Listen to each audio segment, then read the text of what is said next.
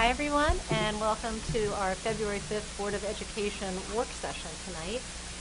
Thank you for trying out our new format. We actually have a number of new things going on. One is we tried to structure the room so that it was warmer and friendlier and closer. But I think we're still working on that distance gap. So, but thank you, those who sat in the front seat. We appreciate it. And as we had emailed, this meeting tonight will not have a public comment segment. We're just trying a new way. And thank you to Tony, because this was your idea, which I thought was really good.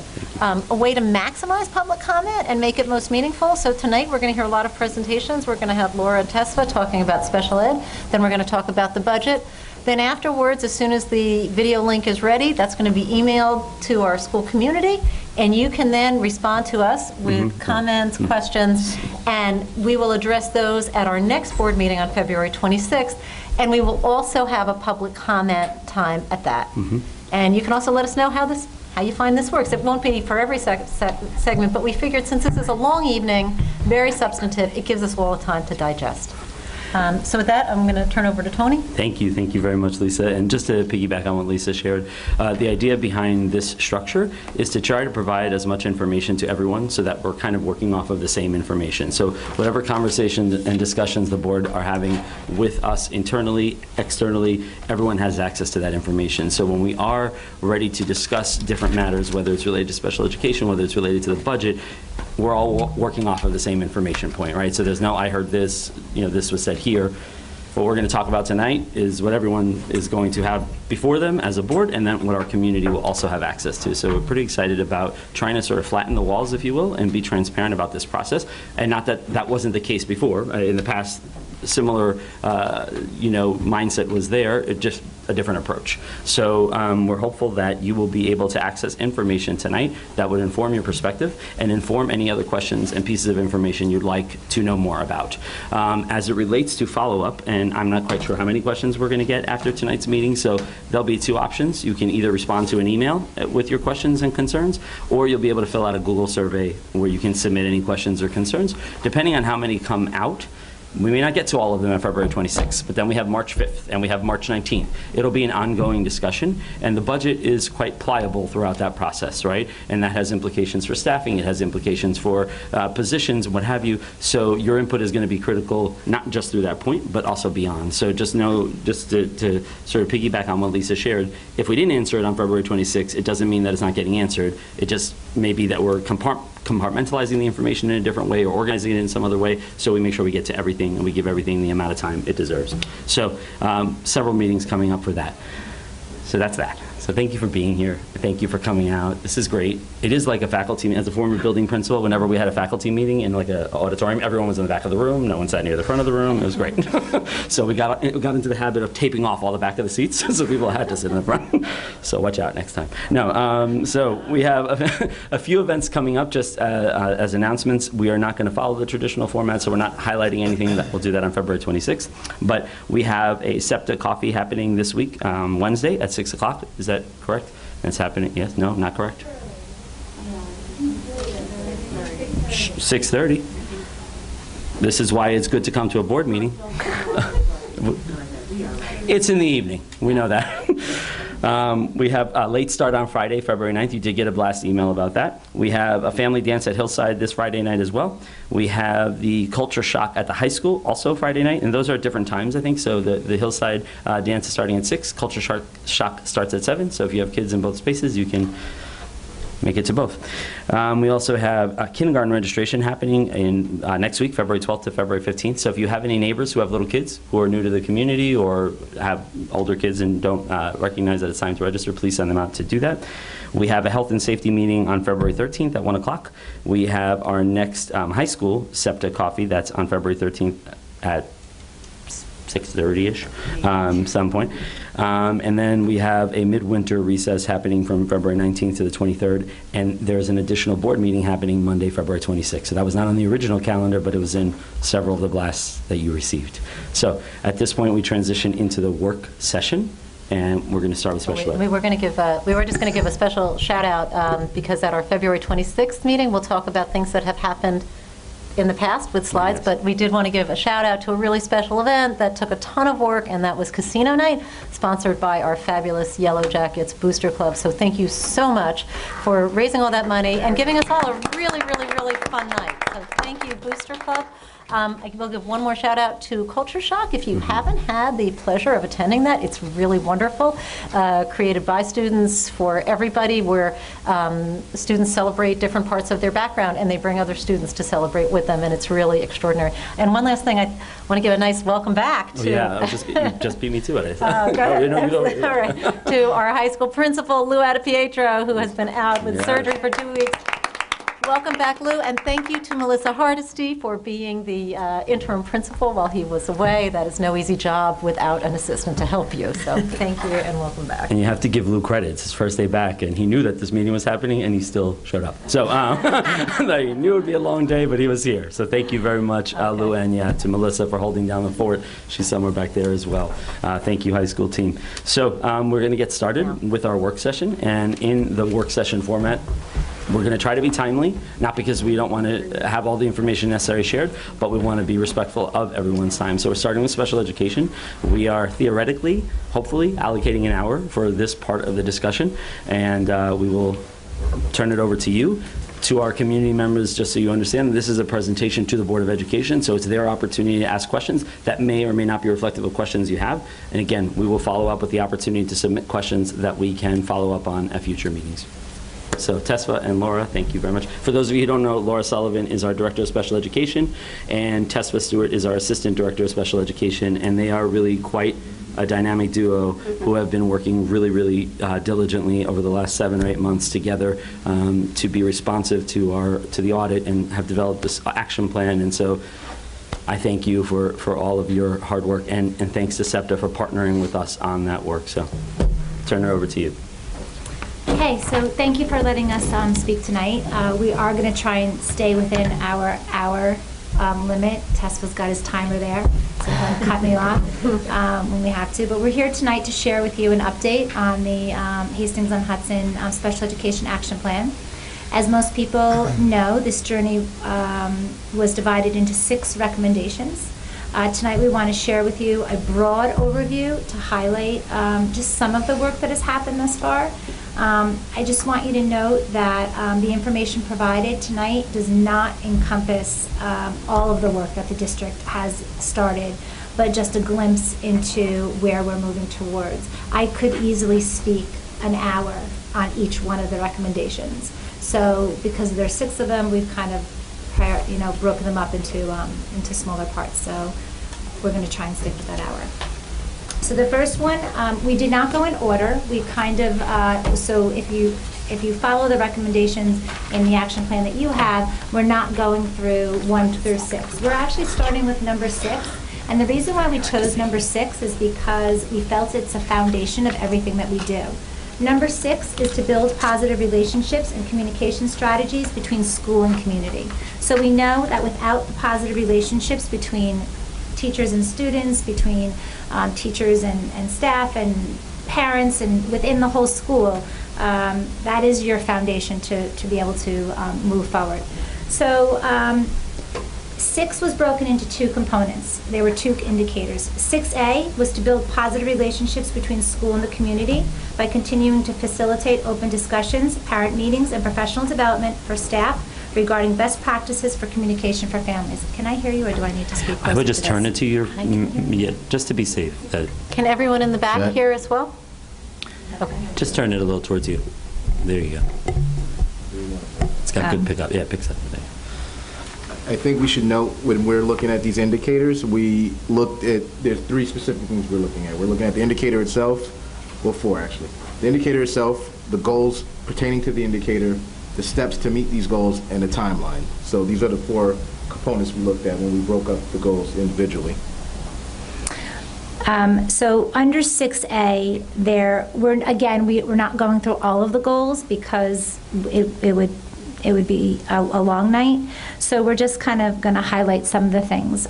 We did, one of the things that is under this indicator is to develop a vision and a mission statement. We feel really strongly that in order to be able to do this, we need to work hand in hand with the Director of Learning Instruction, so thank you for that new position.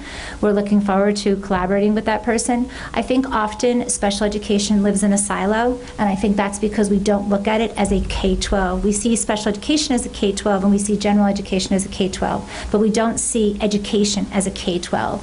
And I think that's where our vision really needs to come from, is an umbrella of K-12 that encompasses general education and special education together, so that it will bring us out of that silo and back into a K-12 community.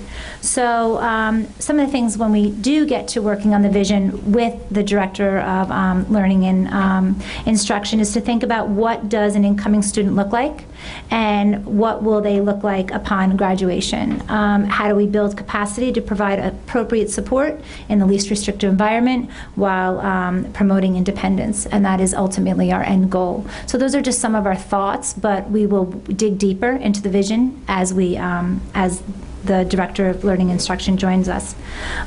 We are working on the development of building a district-wide MTSS plan. I'm going to talk more about that under Recommendation 5.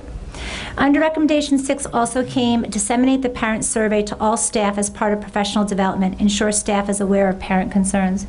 We met last spring with SEPTA, and we talked about how we were going to disseminate that. For those of you, there were 2 surveys that were done. One was done several years ago, and then one was done, I think, 2 years ago. So we, rather than disseminating that, every year, every school is assigned an indicator to monitor special education. We don't choose the indicators, they rotate through, so you'll get through all of them. Our indicator last year was indicator 8. I want to thank all of the families that helped by filling out that survey. So every family with a child with special needs received a survey, and they could either complete it online or do it by a hard copy. And I just want to share really quickly, we got the results of the survey back in January. So it was based on a 1 to 6 scale. Number 1, very strongly agree, all the way to 6, which was very strongly disagree. In the first category, school efforts to partner with parents, we received a 1.63, which is between very strongly agree and strongly agree. In the question that related to teachers and administrators, we received a 1.97, again, right between our very strongly agree and strongly agree. In terms of the school, and under each one of these categories were lots of individual questions. We received a 2.8, which is right on target with strongly agree. And impact of special education services on your family. Over the past year, special education services have helped me and or my family, and there were several sub-questions. And we received a 2.23, which is aligned with strongly agree. And the final was parent participation. This one was based on always, almost always, all the way down to never, which was number 6, and we received a 2.25, which is between almost always and frequently. So we had the number of surveys with majority of responses that agree or better or frequently or better were, we were in the 90th percentile. So I think that this, kind of speaks to building the collaboration and fostering relationships and rebuilding. Some of the other things that we've... She's going to pause at the end of the indicator and then... Sorry. Some of the other things that we've done is we've increased community communication through our Special Education Today newsletter, which comes out quarterly. We've continued with our coffees. We now, this year, have regular meetings with our SEPTA board, Tesfa and I do. We've included a great deal of community participation in just the very beginning of our SOPM, which I'll talk more about during Recommendation 2. We have a website link for parents to ask questions. It's monitored daily, and it's open for any parent to ask any question. We'll either direct you to where a person can help you, or Tesfa or I will answer it. It also talks about training staff on policies and evaluation procedures to decrease inaccurate classifications. We have researched and ordered new evaluation measures for students with lower cognitive functioning in order to ascertain measurable and valuable information. That has already happened. We are in the process of researching and developing a working understanding of the 13 disabilities. You have the state laws, but really, what does it mean to us as the Hastings-on-Hudson district? And determine if our current evaluations match our descriptions. We also want to, under 6A, was to employ a toolkit of resources for engaging families in the community as partners in education. Dr. Katzman had actually recommended a special program, which is a toolkit. I have it. We've looked at it. And in discussions with the SEPTA board, we feel at this point it's not necessary to bring it out, as many barriers have been crossed and communication and trust is continuing to improve.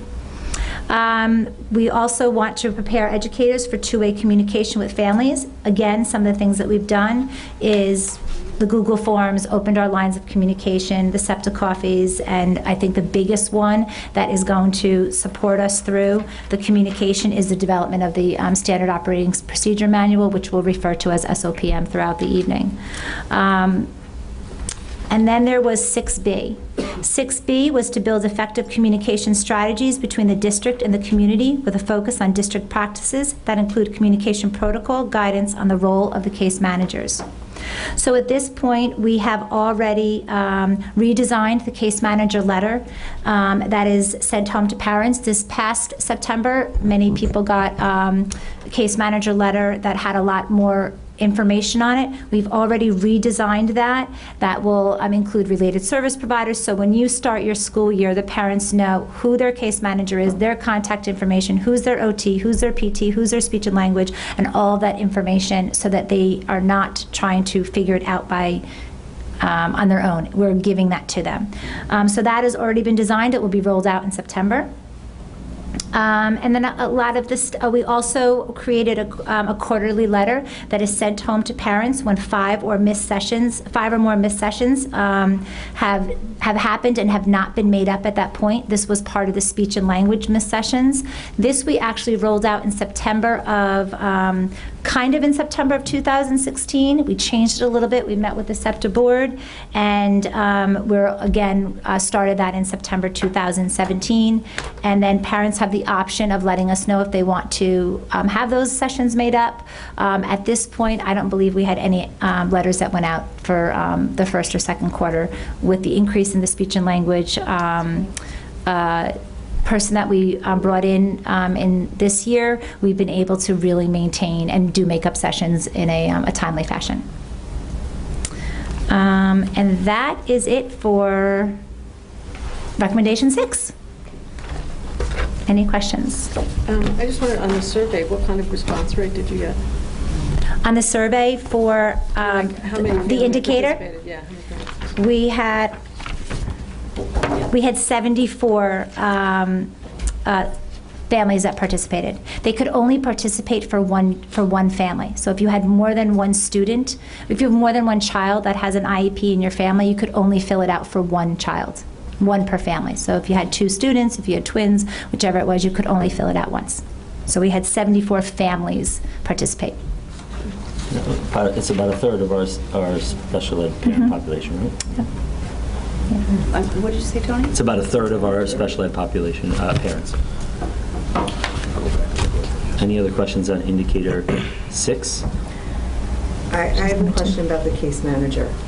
So, so the letter that goes out indicates who the case manager is for that child for the entire school year. Correct. And that's for children with IEPs? Yes. Correct. Okay, and that started this September? It started in some areas this September, but it will be much more formalized in September of this coming September. It'll be more consistent. It will be a K-12 rollout where it will be the same across the board. Okay, so on this letter, it will have the case manager and then all of the related services and the name of that person. And their contact information. And their contact information. Okay, thank you. Any other questions?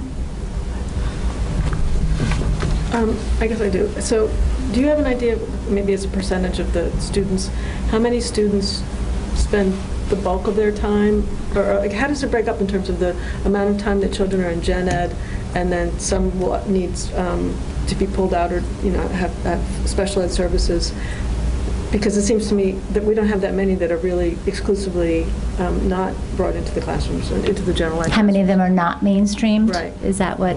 Yeah. I think that's, that's more or less based on the need of the individual child, so it's case by case. There's some kids that are in a way more restrictive environment based on their needs, and there are kids that are mainstreamed more based on their needs. So it's really child by child as far as. I understand, but just as a population as a whole, do we have an idea? Because that's really what there was a lot of discussion about. I think I know the question that you're asking. What percentage do we have that are in 80% of the day?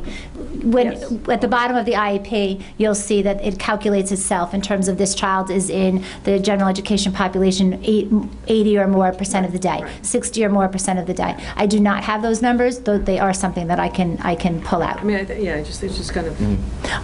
I can say off the top of my head that we have a large percentage that are in 60% and above. With gen ed. With general education, they're mainstreamed. Yep. Could I just add into that, and I think it's maybe just more of a general question. In the population that Eileen's talking about, are we talking about kids who are in communication classes? Because unless you're in a communication class, you're going to be mainstreamed, even if it's just for like gym and art. And that in and of itself can make up a large percentage. So I think while the data is good, I think we need to be clear that when we're talking about that percentage, you're looking at probably some children who are extraordinarily, they have great needs, that they can't be in a general education setting, and you're really looking at sort of extremes. Would that be correct? Well, it's going to look at all 256 of our students. So it's going to take it, well, maybe 240 because we wouldn't be looking at preschool, so or our incoming. So I would say yes, but it's going to range from our children that are in 612s. We have children that are out of district, even beyond what's in the district. We have children that are out of district that are in full self-contained. They're standalone programs. They're not even in mainstreamed buildings. So that would be 100% out of the day. And then they don't even really count the time that they're mainstreamed for PE or things like such. They take what they do is they calculate if you are the number of services. So if you are getting ICT, ELA, ICT, math, those don't count. Those are not part, you're with your general education peers. But once you get into speech and language, or a special class, or an OT, or a PT, or a counseling, any of those go towards your out of general education percentages. Okay. I do want to add that also, and this is not maybe the conversation right now, but just to fill the board in, when we look at our continuum, which is something we're trying to do annually, we definitely look to, as appropriate as possible, try to give the students as much mainstream opportunity built into the program as possible. So that is definitely something that's definitely on our radar to build those supports, because like Laura said, our main goal is to build that independence for the students. From K to 12, we want to slowly support student independence to be in a mainstream environment as much as possible. And recognize that journey can be somewhat fluid, and where a child may have gone to an increased part of their day in general education. There may have been other issues that arise as a result of that, which might require pulling back a little bit or reformatting the experience. And we've had several conversations about that even this year. So it's actually referred to as TORC. That's the acronym that's used. I don't like the language of the acronym. It's called time out of regular classroom, but that's what that's what the percentage is. So when you're creating your IEPs, you have to fill in a TORC in terms of it being yes or no, and then that's what it calculates at the bottom for you. The state calculates that. Okay, recommendation number 2. This has 3 components to it. The overall recommendation is to create systems that support effective management of special education supports and services. In one of the things that they talked about under 2A, there's 3 parts to this, is develop a human capital strategy to provide appropriate staffing where needed, training, and professional development. Some of the things that came up in the audit were for us to look at our occupational therapists on a full-time staff. Right now, we currently contract out with our occupational therapists based on the research that we did. taking into account our population, taking into account our current OT providers, we felt that it was best to continue with continuing to contract out with our occupational therapist and our physical therapist. Everybody else is part of our staff. There was a recommendation to increase speech and language therapist. We did do that, and we're also recommending to increase it a little bit more for the upcoming year. It's asked us to assess the roles and the responsibilities of all of our staff members. This is something that we have not yet begun, but what we're looking at in terms of our steps would be to review the current job descriptions, collect data from staff regarding current responsibilities, review roles, review responsibilities for efficiency and effectiveness, and then link to the continuum of services and student needs. So it is a big task that we have to still do, but we will, our timeline for that is really looking at by December of 2018, because we need to go through special education, school psychologists, and the teacher assistants and aides. One of the things that we did do with the teaching assistants and teacher aides, we wanted to make a more concerted effort to offer the teacher aides and teacher assistants support. So one of the things we looked at in August or September when the school year first started, we did a needs assessment survey for the aides and the assistants based on where they felt their needs were as far as what they wanted to learn more about in the special education process. Based on that information, we conducted PD services for the TAs. The first one, like I said, we looked at where their needs assessments were. The second one, we met with them, we unpacked the IEP documents, we looked at the accommodations, we looked at the supports, and we had this teacher aides and the teacher assistants do a scavenger hunt to really unpack the IEP document and look how they could best support the students. So this is something that's ongoing. We plan to do this as much as possible to meet with these support staff personnel to offer them as much in-service, as much education to help to better support the students.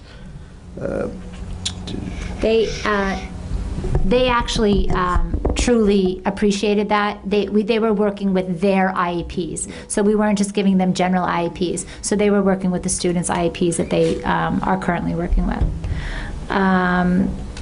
In terms of evaluating current professional development model and innovation where needed. So again, Tesla just gave you a small example of some of the PD that we're doing. We've done a great deal more. Do you want to jump into to that part? We're also looking at the way we assign one-to-one support with the TAs and the teachers' assistants. We're also designing, we're going to roll out hopefully Wednesday at Hillside to start with. There's a request form for the one-to-one assistant, and in this request form there has to be a detailed plan in which to better support the students. So we're not looking just to give these supports arbitrarily. We want to make sure there's a clear and concise plan with what the support staff is going to do for the student, and how are we still want to promote the model of independence. So how can we promote that gradual release from a student needing one-to-one support through the whole day to half day to none at all. So we want, at the end of our day, is to move our children to the least restrictive environment, but it has to be done with a plan. You know, they have to have the documents, they have to have the information, they have to have the know-with-all to know what to do to help support the students to gradually release to that independence. Also, we did a in-service for some new staff members and some old staff members, focusing on the PLEPs and accommodations. The PLEPs is the pleasant levels of performance on the IEP. So a PLEP is the portion of the IEP document. If you look at it in a layman's terms, you should be able to look at a PLEP and understand as much as you can see about a child. It should be a cheat sheet for any adult. So we want to make sure those are tighter. We did a PD for some of the staff members, I believe 2 weeks ago. And we are also encouraging our staff to do out-of-district PDs to get as much knowledge as possible. And I'll talk about more of the professional development we're doing with the language acquisition versus learning disability, I think, later in this document. We've also continued our ICT trainings. We brought it now into the middle school. Last year we had the high school teachers that were trained. Hillside has had it for some time now, and this year we brought it into the middle school as well. We continue with coaching dates, which happen throughout the year, so all 3 buildings have opportunities to meet with our trainers. And on one-to-one, they also, the trainers, some teachers invite the trainers into their classrooms to to observe a lesson and then to sit with them and provide feedback. So that's been pretty successful this year as well.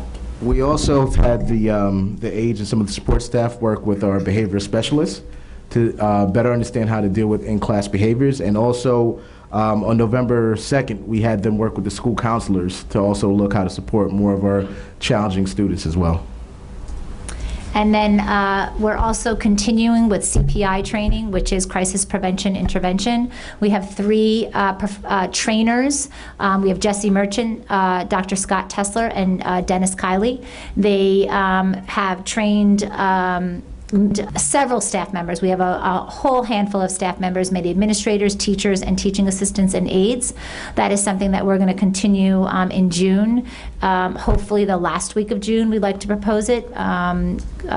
So we'll roll that out to allowing teachers and teaching assistants and teacher aides to participate, and it will be 2 sessions, because you need to have 2 days. I think it's 16 or 15 hours.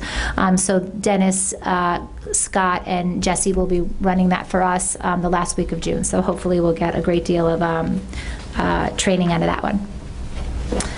The next part of the recommendation 2. Or can I We'll just wait ask till you the one end. question before, a quick question? Could you just go back and explain what the thinking was to continue to contract out for PT and OT? Oh, okay. Because we looked at who our current providers are, and to be quite honest, they're extremely strong. They've been with us for years. There's been no turnover in many, many years. They have strong relationships with families. I think they're extremely effective. I've heard positive feedback from families, teachers, and students themselves. So we would lose that. And I think that's an important component of who the person is. So yeah, that was a big factor that went into that. I have a quick question too. Sorry, they're fantastic. I have to say they're really great. I just have a quick question though. Is there a big difference between contracting out and hiring a full-time person in terms of cost? I think there's 2 components. There's cost and there is flexibility. Okay. So you have a lot more flexibility when you're contracting out. In terms of days, hours, minutes, times, makeups. They're working for their agency and we're paying them by the hour, as opposed to, they bill us for everything they do if they're filling out an IEP or they're updating the annual review or they're working on IEP Direct, all the way down to team meetings to parent meetings. So it's a separate billing, and so I think there's a couple things. I think there's a relationship. I think there's the employee, the people themselves of who they are. I think it is more fiscally what's the word? Responsible. Prudent, responsible, to continue on our path, and it gives us an incredible amount of flexibility. Would that also be the reason why sometimes you hear of related services being provided after school or before school hours? Because they can do Because that? they can. Okay. And also for summer services as well, they have the flexibility of coming in if need be, correct? Summer services is purely contract. Okay. So summer services, we would work with our speech and language, whether it would be our speech and language providers, they become hourly. Okay. They're no longer, they're not in their 10-month. Right. So all our summer services you can be looked at as contract or hourly based. Okay, thank you. 2B is the biggest one.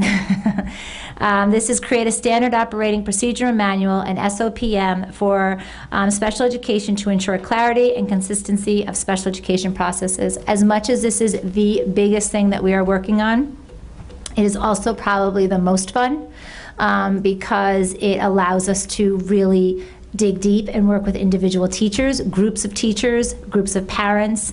I've had individual parents come to me to share things. So we've done working groups, we've done individual groups, and it's been a lot of fun. What I will say is, so far, our table of contents includes 200 subsections. So this is something that Tesfa and I could probably sit down and write in a month if we did nothing else. But obviously, that's not a Hastings document. That's a Tesfa and Laura document. So to go through these 200 subsections, as much of big portions of it are just plain law, but to give you just a quick example, the continuum of services, which is your resource room, your integrated co-teaching, and your special class and related services, there's laws. There's just flat guidance in terms of what we can and cannot do. But we worked with a group of teachers, general education, special education, and related services in each building. And then we worked with parents in each building level. And we looked at what did we think was a working definition beyond the law, what was a working definition that really fit Hastings. And interestingly enough, they kind of both overlapped because we did it separately. So now Tesfa and I will merge those definitions. We're going to create a K-12 committee that will have parents and teachers from each building, and then we'll look to see to come up with Hastings on Hudson's definitions within the law, but within our own guidance and thinking of what does a resource room look like, what does an integrated co-teaching look like, and what does a special class look like. Based off this practice, we thought it would be beneficial to do this annually because the needs of the community, needs of the students will change year to year. So it doesn't mean that we're going to offer 10 new courses annually, but if something needs to be tweaked, removed, I forgot the parent group we met with, but somebody made an analogy. If we start building this repository of services, we could shelve things we don't need and we could add them as we need be based on the needs of the community, because everything we want to focus on is to make it student first or community first and then build from there. So we could put it on the shelf, take it back out when we need it, and that really came from a parent. I'm still confused just by, I guess, what this document is ultimately going to look like, because when I hear standard operating manual, no, I know, and I would think, well, gosh, Scarsdale's got to have one, Irvington's got to have one. Can we riff off of that? But I like what I'm hearing about personalizing it to Hastings. But I guess I'm still, I guess we'll offer certain things, like we may offer a resource room that one of our neighbors doesn't. Maybe if you could just fill me in just on and I'm going to throw a few things out to you, don't have to answer all of them. I guess, in what ways is it standard versus in what ways is it personal to us? And some of the overarching themes we've been talking about, like unsiloing special ed and gen ed, will that be something that this will help with? Will this be where our vision is? Is it almost a strategic plan, or does it have aspects of that? So I guess maybe if you could sort of flesh out a little, like I said, when I hear standard operating procedure, to me it sounds like a book that every district would have the same information, in. They don't. Yeah, I think Yeah. I would say 85% of the document is legally binding, and you're sort of constricted with that.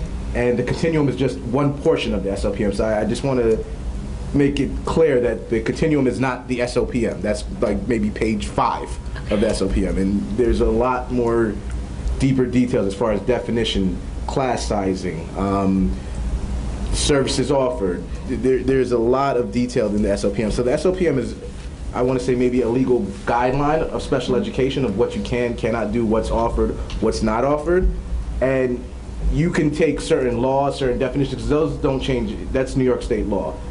But the experience, I guess, for a K-12 student is going to be different here. And that's where we want to make the details in the SLPM document to say, all right, this child starts in kindergarten and they have this disability, and by the time they're a 12th grader, if we provide our shelf of service, legally binding, they'll look like this by the time they're done. And the SLPM could be the guidance for anybody. We want to make this a living document. So like I said, things will change, and we also want to make it public document. We don't want to have this like this is our little secret, like it's going to be open for everybody. I think it changes the experience from being somewhat nebulous to being much more, clear and continuous for families. So a lot of questions will be answered in a pretty straightforward way, but it allows families to have a sense of, all right, I'm starting this journey. My child might be getting ready to be classified.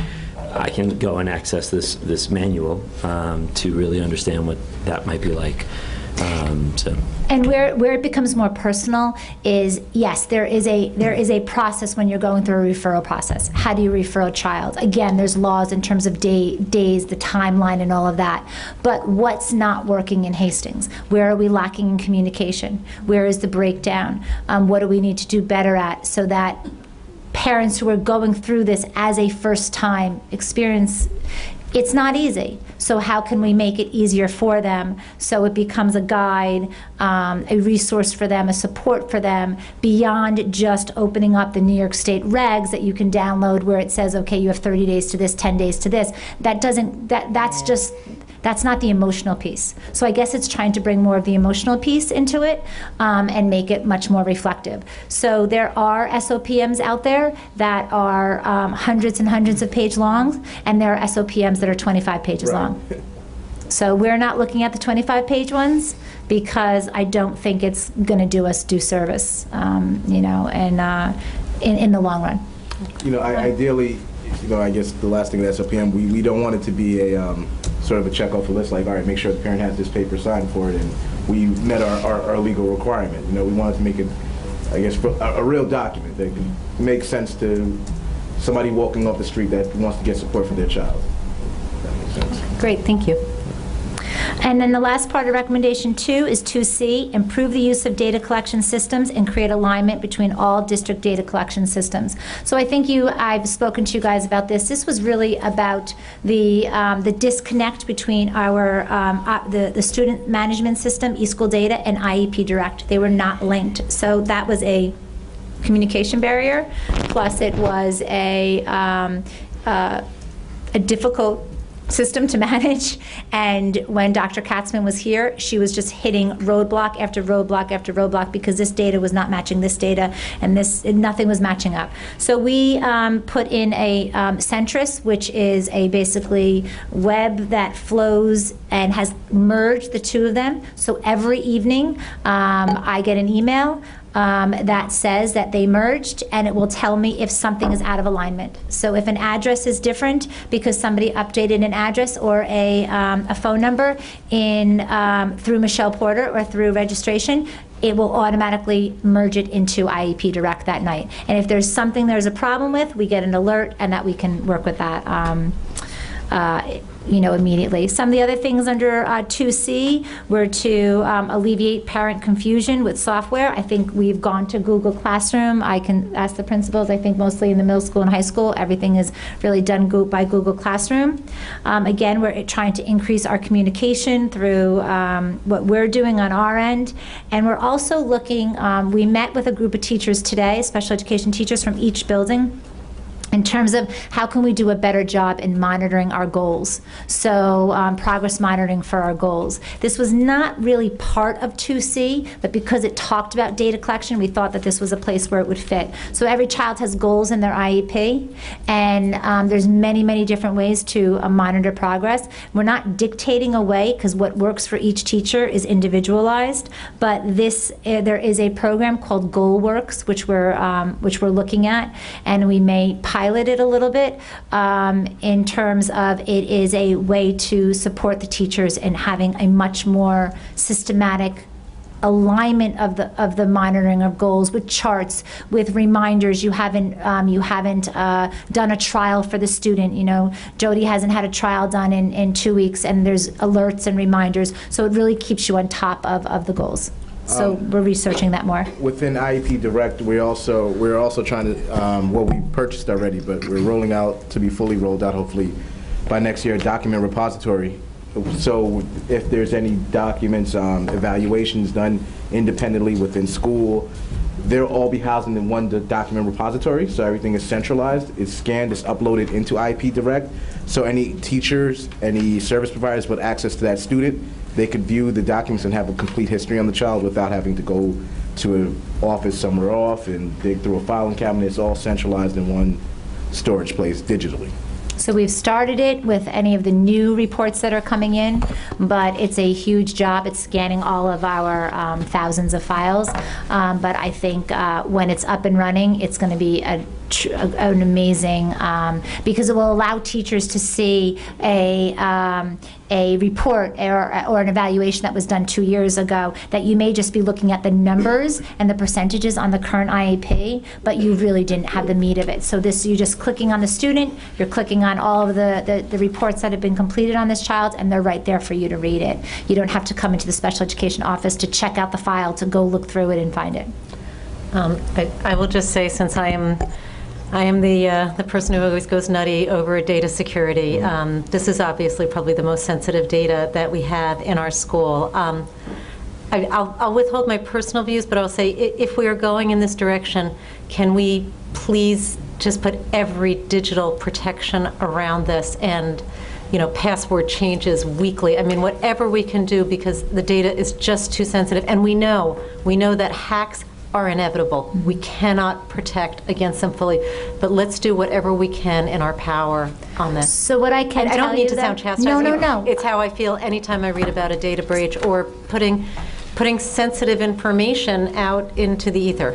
So what this is this actually isn't a new program. It is part of IEP Direct. So we use IEP Direct for all of our information. This was just an add-on purchase that we could do.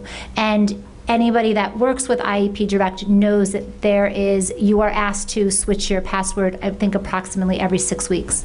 So IEP Direct is really tight on their security. I can't speak to, everything, but this is not a separate program. We did not purchase a document repository. It is built into IEP Direct. It's just a matter of, did we want to purchase it for more money? I'm sorry, I had questions. A couple more. So going back to, I think, 2 bullets ago. So in terms of training, in terms of teachers trying to meet goals and monitoring goals, that's where it comes from monitoring goals, goals work, et cetera, et cetera. Are teachers, is there discussion around when a child is not on track for either meeting their goals, or there's a concern that a child may not meet a goal? Because a parent would then receive something in, quarterly, or I don't know if it's quarterly now or if it's trimester. Depending on the school. So quarterly is from 5th grade to 12th grade. Okay. And then Hillside is they get them 3 times a year, their progress reports. Okay, so I guess the question is, when parents get this, if a student is not progressing satisfactorily, so they're not on track for necessarily meeting their goals, it seems to me, it just seems to me like it's incumbent upon the parent to then reach out to teachers, to case managers, to guidance counselors, whoever it is.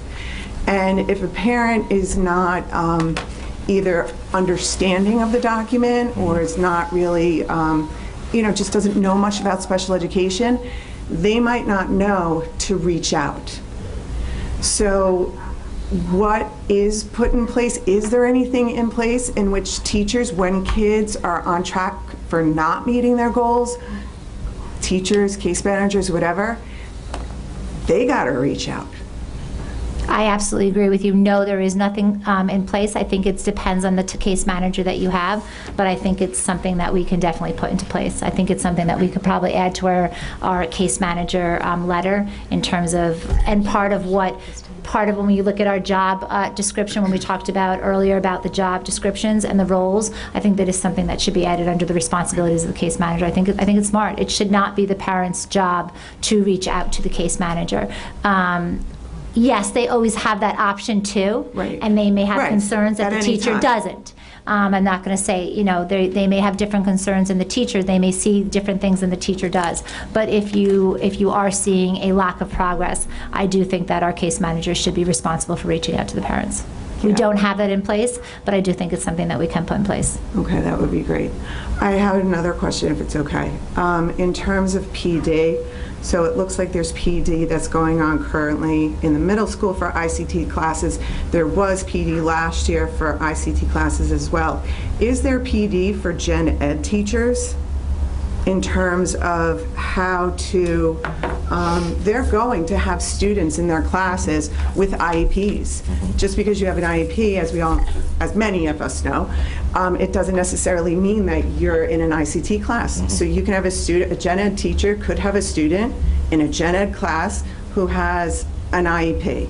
So are gen ed teachers getting professional development as well in terms of special education and what to look for and practices, et cetera? Right now, the ones that are getting professional development are the ones that are paired with their special education teachers. So if you're an ICT teacher, general education teacher, and you're teaching an ICT class, you've been part of that training. So, you know, if you look at the years that we've been doing this at Hillside, most of our teachers have rotated through it because we've switched up some pairs. But no, these ICT trainings are for only the general education and the special education pairs at the time. Is there something that could be provided for gen ed teachers, even if it's not the same, you know, type of professional development as you would give a pair of teachers in an ICT class? But I don't know. I just think that gen ed teachers need, in general, to be aware and need more training. I think most general education teachers, if you've been through, you know, any college, yes, you've taken basic special education courses, but that really doesn't prepare you. So to the extent possible, I would strongly hope that that's something that this district would do. I would say it's a great idea, and I look forward to when the Director of Learning and Instruction is hired as soon as possible, because this, what you're speaking to, Christina, is basically an example of how we don't want to be siloed anymore, and we want to look at things as a K-12. It's not just about special education. It's not just about general education. How do we provide opportunities for professional development across the board that is for all students, for all teachers? And that's where I think the silo effect keeps coming up, and that's why having the Director of Learning and Instruction, the partnering, it really creates an umbrella. And I think it goes back to what you were saying earlier about creating a culture. And rather, it gets rid of the us and them. Exactly. So I think it's a good point, well taken. Okay, we're on recommendation 4 is to continue building in-district supports and services to support those who are currently educated in self-contained classes or out of district. So this is really us engaging in what we've talked about. What is our continuum? What can we add to it? What can we bring into it so that all of our students, you know, the goal is you always want your students supported in a least restrictive environment. A least restricted environment obviously would be the best choice to be in district. And even within district, how do we support them even with less in the least restrictive? We've done site visits on all of our out-of-district students, and I'll speak to some of the things that we did last year as well. We did a review of the needs and a review of the current continuum. Last year we were able to bring, and I should have brought the numbers, I think I presented it at last year's Board of Ed meeting, we were able to bring back a significant amount of parentally placed students in all 3 buildings, Hillside Middle School and the high school. We were also able to bring back some out-of-district students that we had placed. And part of that, I think, is because we sat with those parents and really listened to what were they feeling that they were needing, and what could we provide in the district to better support those students. I think it was successful. I think it's, you know, we implemented a ICT pre-algebra in the high school. We broke algebra up into 2 years, which made some of our students coming back. Now they had 2 years to work on algebra. We added an ICT Earth Science to 9th grade for those students that had not had the opportunity to have Earth Science in 8th grade, those that were returning. We added a special class to Hillside 2 years ago. That was kind of, we had our communications classroom and we had ICT, and we didn't really have anything in between. So we added a special class, which we are in our proposal is currently it's a 2nd, 3rd, and 4th grade, but in our proposal, our budget proposal, we're asking to make it into a special class 1, 2, and a special class 3, 4. And we with the split, yeah. And then we also looked at adding a special class humanities to the high school, which the high school was able to figure out. I'm not going to speak to how. Melissa and Lou can explain. They somehow got it to be a credited course, because you have to remember, once you get to 9th grade, we're looking at credits. You do not get credits for a resource room. So by them enabling to create the curriculum for a special class humanities, where the children get the support that they need and they get the credit, that was a big thing. Thank you for doing that. That's awesome. We are looking in our proposal to add ICT geometry and ICT chemistry into the high schools. I can tell you that Lou did a survey in Westchester County high schools. Out of 17 districts, 6 districts do not offer ICT geometry or ICT chemistry. 8 districts only offer ICT geometry. 3 districts only offer ICT chemistry. And I said 6 offer none. So I would like to, we would be the pioneer of offering the both ICT geometry and ICT chemistry. And this also came from parents, us listening to parents in terms of where they wanted their children to have opportunities with support. I just want to ask you, because I know when Dr. Katzman was presenting on the audit, there were definitely concerns from high school parents saying that they felt their kids, perhaps, may not have had services that they should have, so going into high school, they may need more support than maybe kids 5 years from now who have gotten the services. So I'm really pleased to hear this discussion about, amping up our ICT classes in the high school.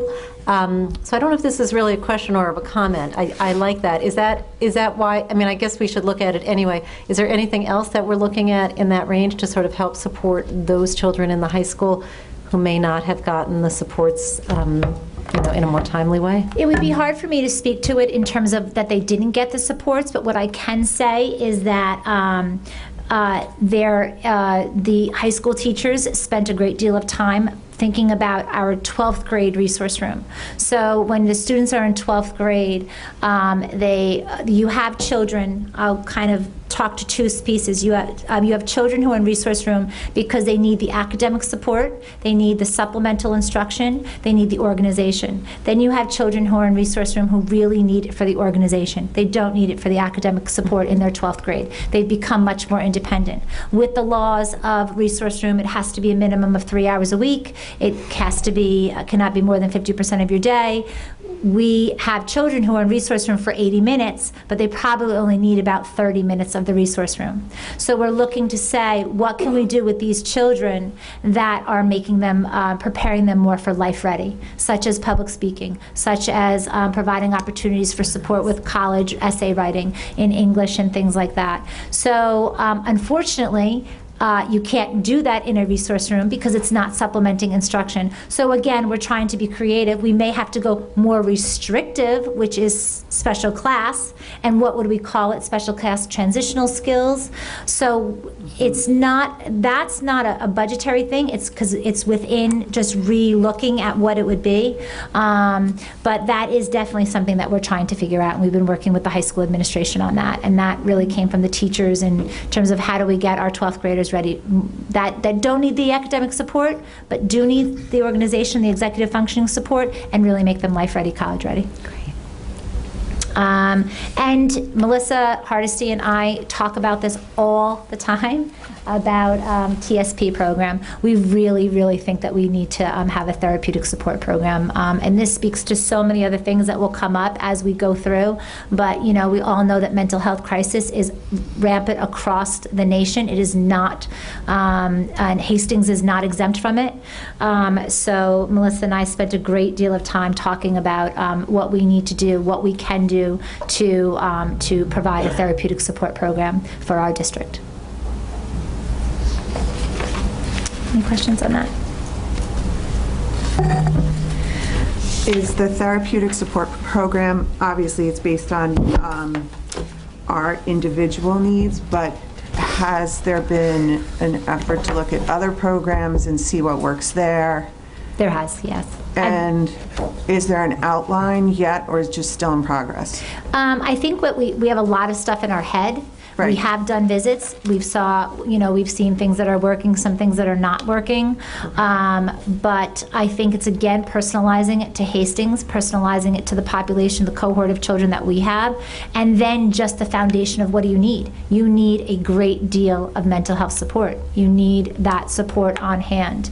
When you're looking at the profile of a child that's in a therapeutic support program, they are typically very bright children that just need the support and the emotional. So they are in AP classes, they're in SUPA classes, but they need that support in order to get them through that day. So those are a lot of the variables that we're taking into account. Thank you. Laura, I'm just going to throw out a 10-minute warning before our hour is up, in case you needed to prioritize, and we understand if you can't get through everything. No, your questions are great. They're really helpful. So I have 3 more recommendations.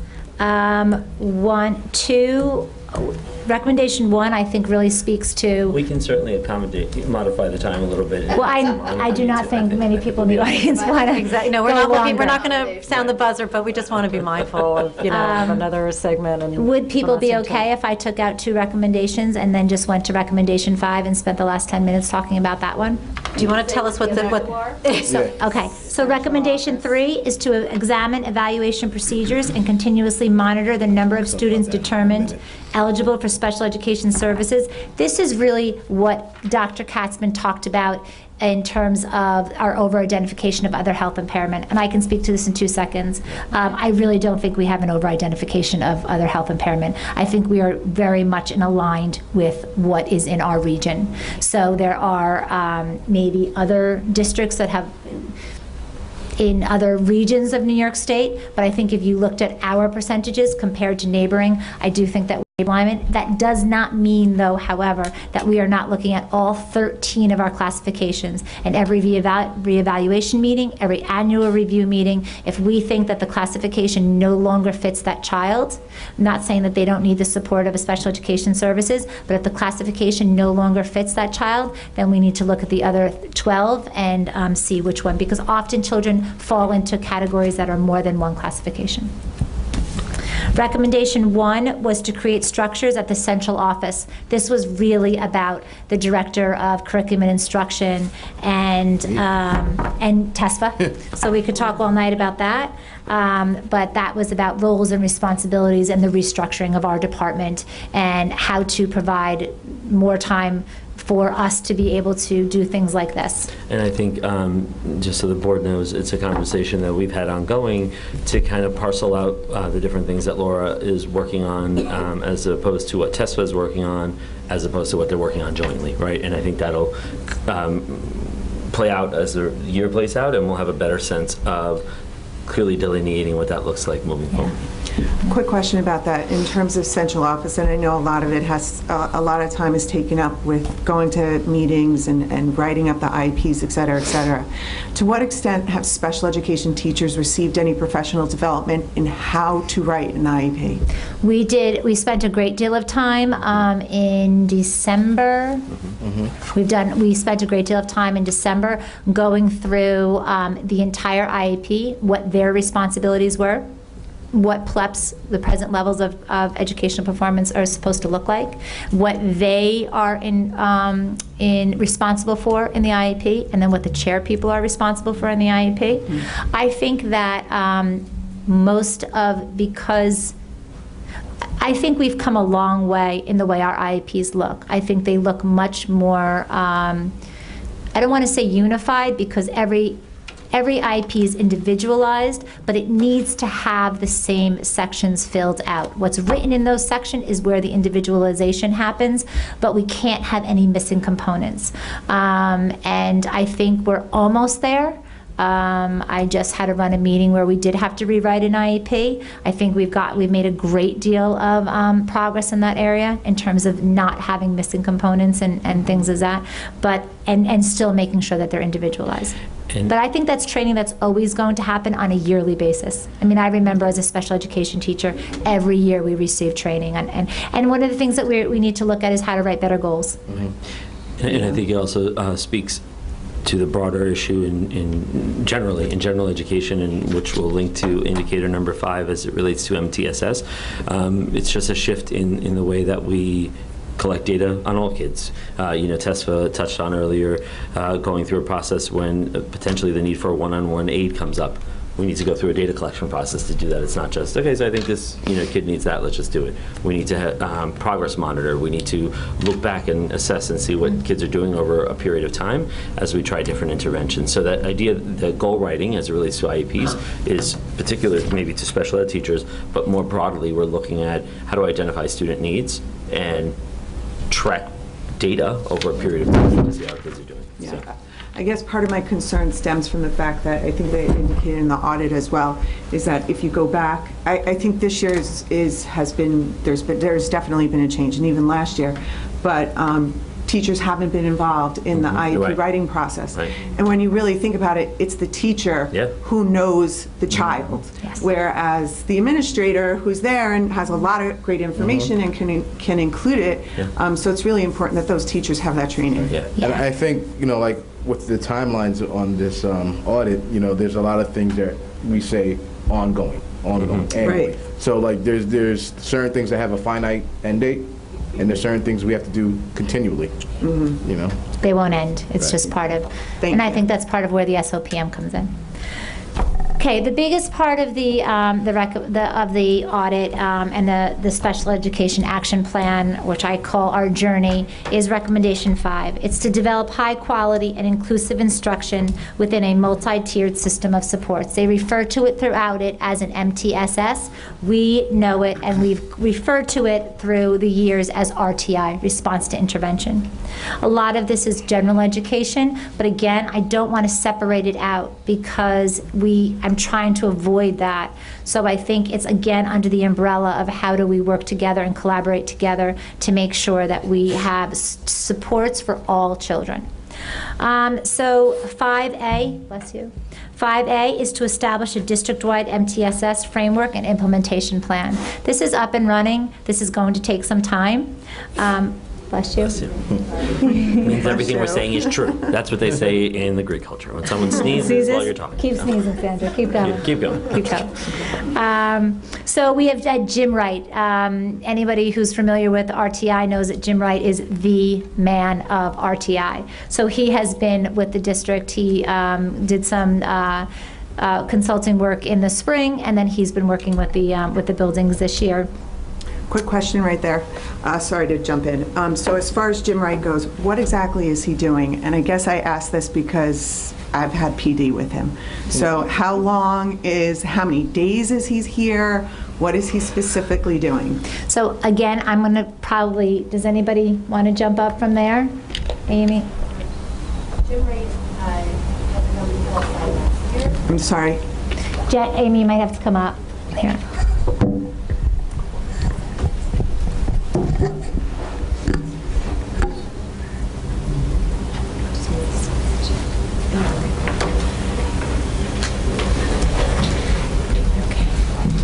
Hi, everyone.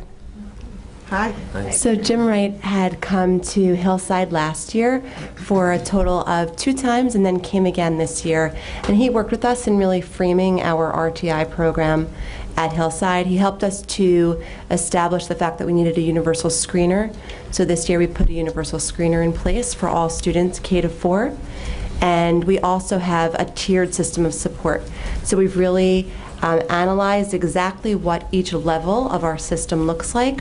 Our Tier 1, starting in the classroom with our teacher support, moving into Tier 2, provided by the classroom teacher or provided by a reading specialist, and then Tier 3 by our interventionists.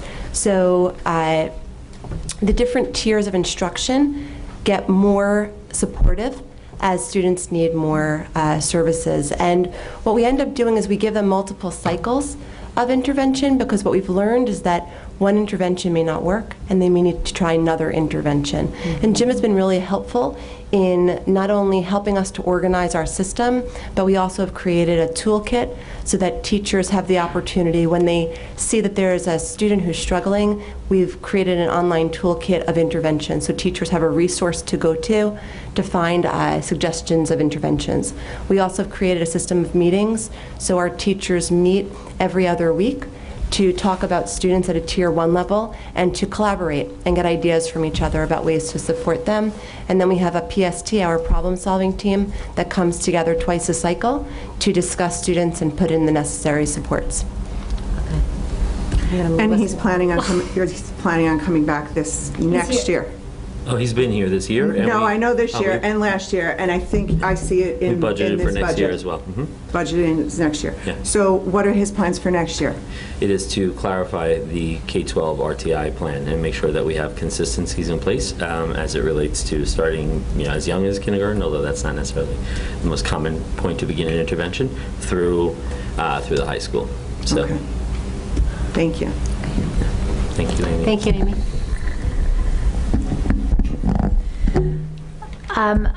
Part of under this is also talking about inclusive all grades and looking at students with disability and ELL students. So I'm going to have Tesfa just speak very quickly about a corrective action team that we put together. Yeah, so since October, we've been working with a corrective action team comprised of psychologists, ENL teachers, speech and language teachers, general ed teachers, and special education teachers. And initially, when we started this this process, it was specifically and still is focused on ENL students. However, as we're unpacking this information, we're digging deeper, we see that these processes and these assessments and how we're looking at this information could apply to all kids.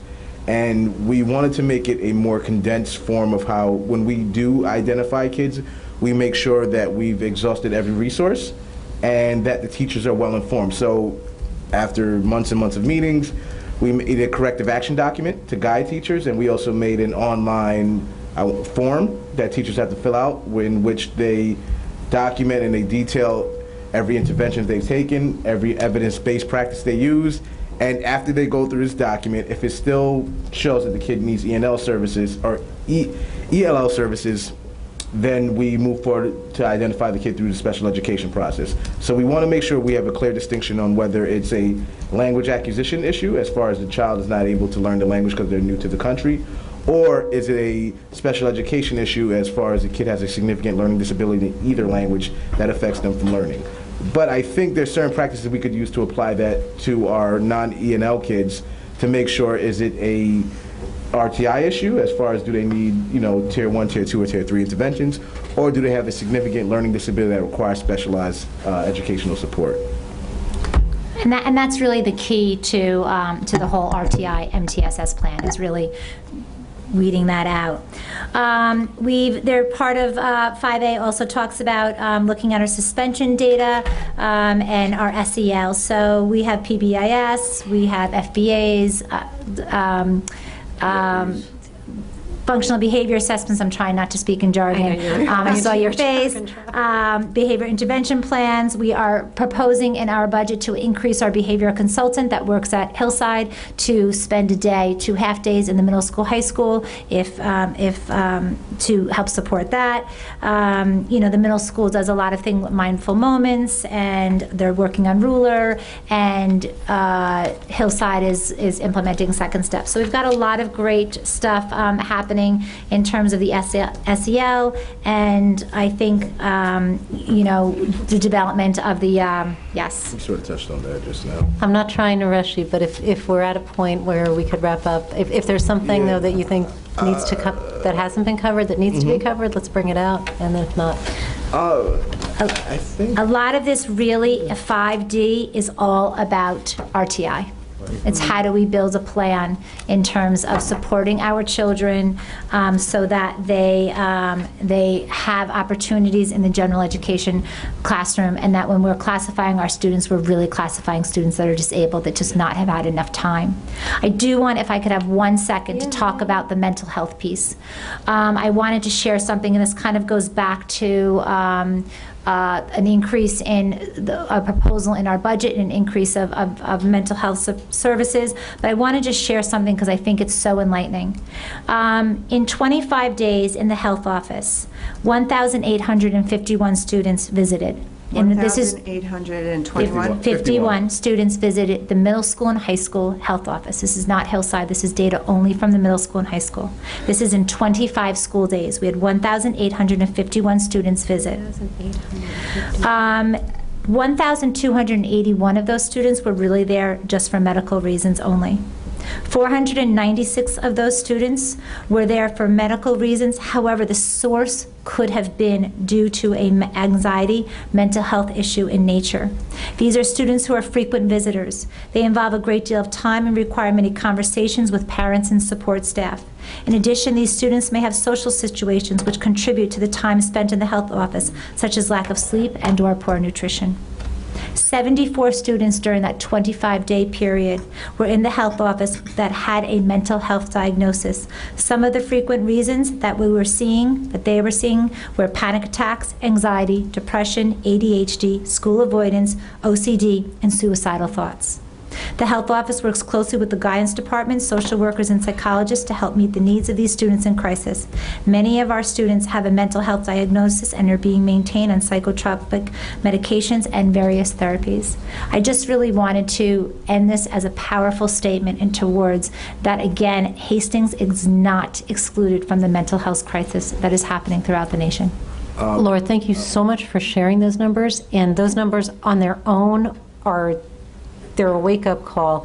I was just going to ask, do you have any sense of whether those numbers are greater than they've been in past years? Again, I'm not saying that these numbers alone are not loud enough. I'm just interested. I would say that in the short time that I have been, and I would probably ask Lou and Melissa to speak to this more, but in the short time that I've been, I was up in Hillside for so many years.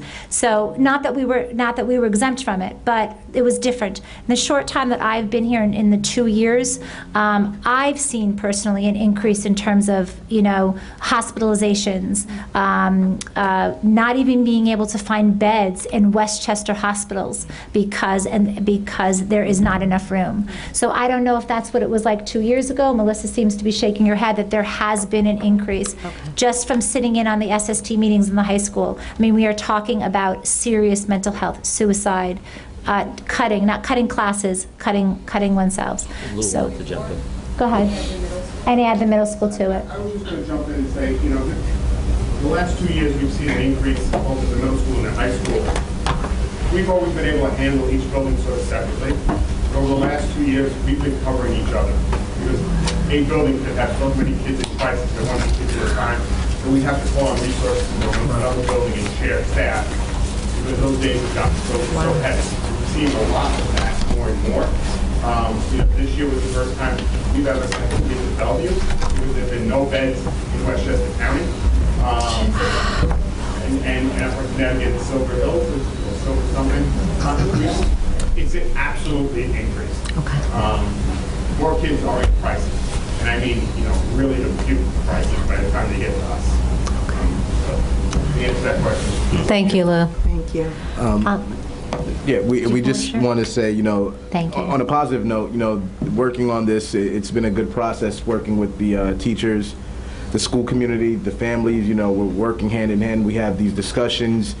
We see generally what the community needs, and we're trying our best to make it applicable to them, whether it's an ICT class in high school, a resource room for the younger grades, where we're trying our best to make things Hastings friendly for all the kids that need it as much as possible. So things are a process, and we're working in the right direction, and we're hoping to bring everything we promised or we hope to bring as much as we can to the community. Listen, on behalf of the board, thank you both so much. Tessa, you came in new, you hit the ground running. Laura, I know you're still relatively new at this, so thank you both so much for all the work you've been doing for this presentation tonight. We know your work's not done because there'll be questions coming in, but it's obviously a ton of effort that's been going in, and we very much appreciate it. Thank you. Thank you. I just want to say it's very impressive to hear all of the many different spokes of this, and it's exciting and sort of makes me wish we had about double our budget, that we could, I mean, we will, but support this, but Thank you. there's just so much to be done. Can I just add that this is parent hat on. The meetings that you held, the continuum of services, I thought it was great. And I thought it was really good to sit in a room with other parents, not just to express my own concerns, but to hear what other people's concerns were, and then to hear everybody sort of brainstorm possibilities. And that was really great. I think it's a testament to both of you, so thank you. Thank you. So now we're going to switch gears and move into our budget talk, and I don't know if everybody in our public audience wants to stay. If you want to go, feel free. So why don't we just take, 2 minutes. 2 minutes, like a real 2 minutes, not a Hastings 2 minutes, okay? Sticking around, this is exciting. And thank you again to Laura and to TESFA for the information they provided us, and thank you to our entire administrative team who are here with us tonight, not only to answer questions related to special education, but I think I can tell you, having the honor and privilege to work with this team every day, this is a team effort, and while Laura and TESFA were speaking very specifically about things that fall under the umbrella of special education, we know that that means all of our kids in all of our schools. And so it is not a silo in and of itself. It is not this separate entity that exists independent of our schools. And so I thank our building leaders for actively engaging with Laura and TESFA to ensure that all our kids get what they need, regardless of what building they're in and regardless of what their needs are. So thank you for that. And to our community and for anyone who's going to watch, so all the information you heard shared from Laura and TESFA hopefully will provide you background on what's going on, and then would allow you to generate any questions, comments, or feedback for us that would be helpful to inform the rest of the public. So almost generating like an FAQ so that we can get that information back out to the public. You'll be able to submit questions and feedback in 2 ways, either through an email or through a Google survey, which will just have 2 questions, 2 boxes, one for special education and one for the budget. So I'm going to switch it over to talking about the budget, and we're going to, Maureen can frame it for us a little bit, but just so the community knows what we're looking at, the board is looking at, we do not have enough copies to pass around. But we're going to talk about what it is, and then we'll figure out what we could share. The public doesn't have a copy. I think the idea was to kind of use it as a talking point for us to see. Okay. So, but the one sheet that would be relevant to everyone is just the overview of the budget, right? And it speaks to how much the budget was last year, so the budget to budget change potentially, property tax change, and tax rate. So that stuff is there, and that will be public information. But the purpose of tonight's conversation for the board is to think through and discuss some of the items that are on there, think about where we want to land with our budget, but recognize that this is just one conversation. We still will have meetings on February 26th. We'll still have meetings on March 5th, on March 19th. The budget will iterate potentially several times between now and then. It's not that we're having a discussion tonight and we're done. It'll be something that will evolve. So that's why this. And I think just because of the availability of the public, why don't I put this copy there so Sure, that it is available if anybody wants to look at it? I can put it there. I don't need it. I haven't committed to mine. But We're not- just fair warning that this is. I have an extra because people This didn't is- come tonight. Direct one. Here, So give this. I even Don't think put I it on have an video. extra. No 107 because we'll delete and make sure it doesn't. No, only because it very likely could change between now and February 26th. And it has changed about 12 times in the It last actually week. changed Yeah, today so- from our meeting this morning till the meeting tonight. And it's nothing that it's not shady, we're not hiding anything, but we don't want anyone to think that whatever's on there is in cement, because it's not. It could change, so feel free to pass it around. And also in terms of timing, the budget, the board will vote on what we're considering a final version of the budget. We don't take that vote until mid-March. And then we have the next month where we really educate the public about I think it's that. actually April April. 17th. Yeah, it's April April 17th. I'm sorry, Yeah, April mid-April, I'm 17th, sorry. yeah. And then in May, we have the vote. So anyway, I'm just making the point that everything Yes. is still somewhat Right. fluid until that vote. Because we don't have all our happens. information. I mean, I think we have a lot of the information that we needed. As the board knows, we've been meeting together through this process just to kind of go through some budget priorities as we've been working with the administrators at each building level. And then as we got information in terms of what our tax cap limit would be this year and what we would be able to spend under that plan, and having our assessments and all the information that helps us, you know, kind of see where we will be for the next year's budget. So where we stand right now in terms of the tax cap, that's some information that we do have. Our limit to spend next year, because of assessment growth in the town, we could technically levy property tax change of about 6%. Right now, we're at a 5.13% tax levy change, which translates to a 0.5% increase in people's taxes. It would be less than 1%. We're at a 0.54%. And what I tried to put in front of you tonight with some of the proposals. So we know that our budget right now reflects everything that we currently have in this year's budget, and that would roll over.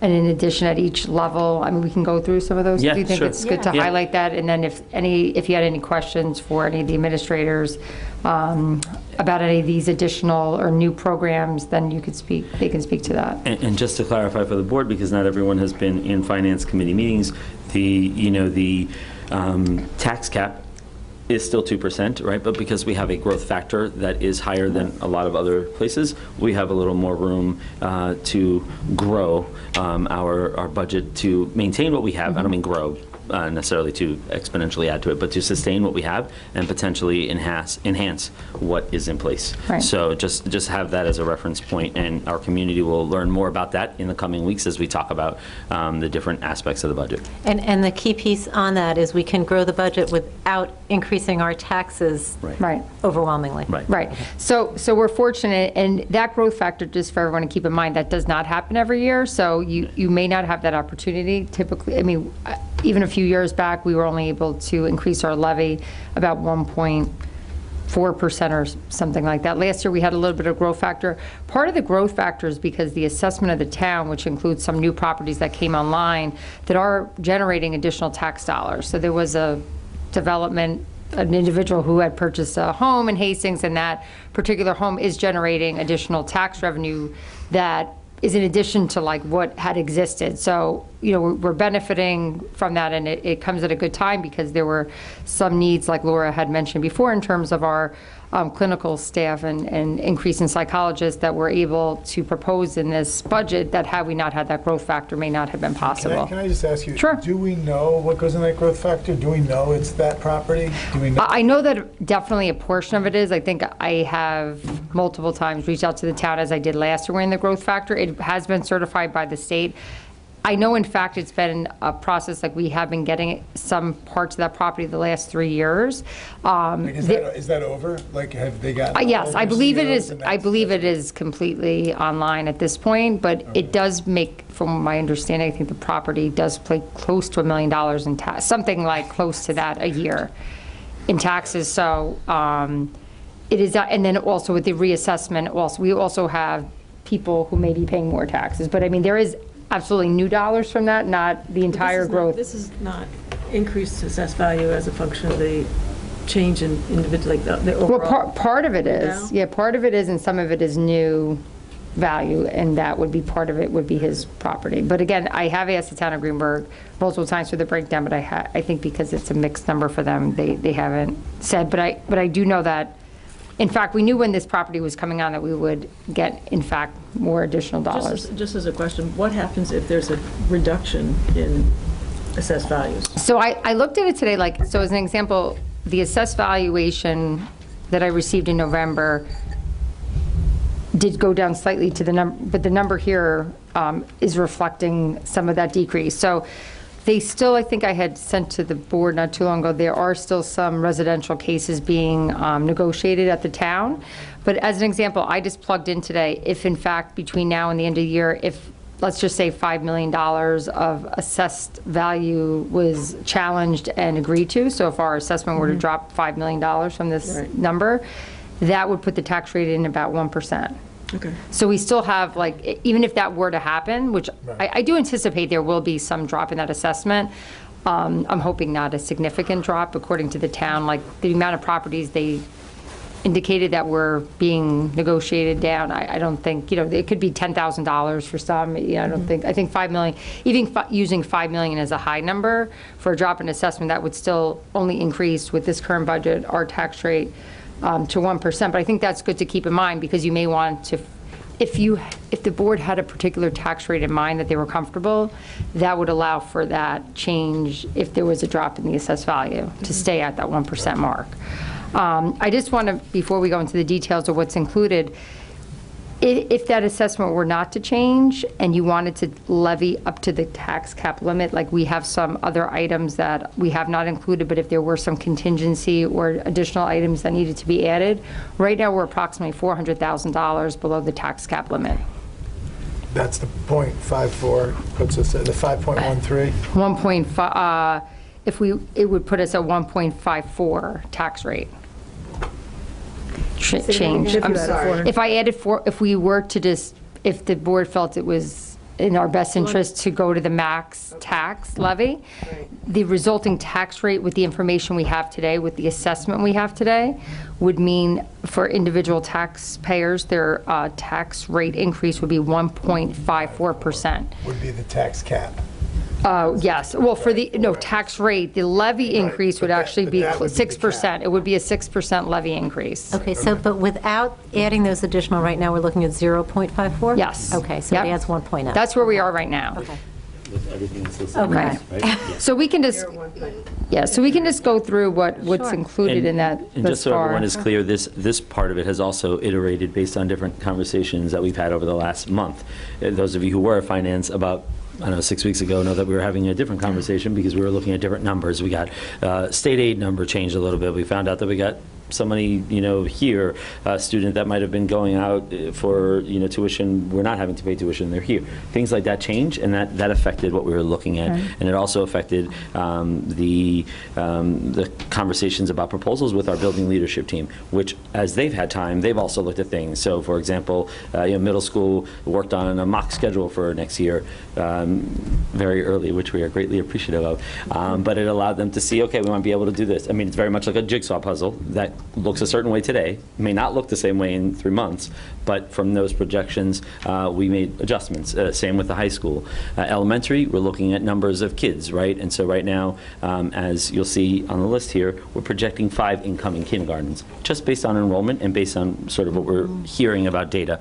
Doesn't mean that we won't have 6 classes, and it doesn't mean that we don't need to prepare to have 6 classes, but right now we are budgeting for 5, as an example, right? And those things have been somewhat fluid over the last 6 weeks, and so where we stand today is probably more solidified than what we've been, but it's not formalized in any way. It's not concretized in any way. We will move forward. So, Can I ask a question about that?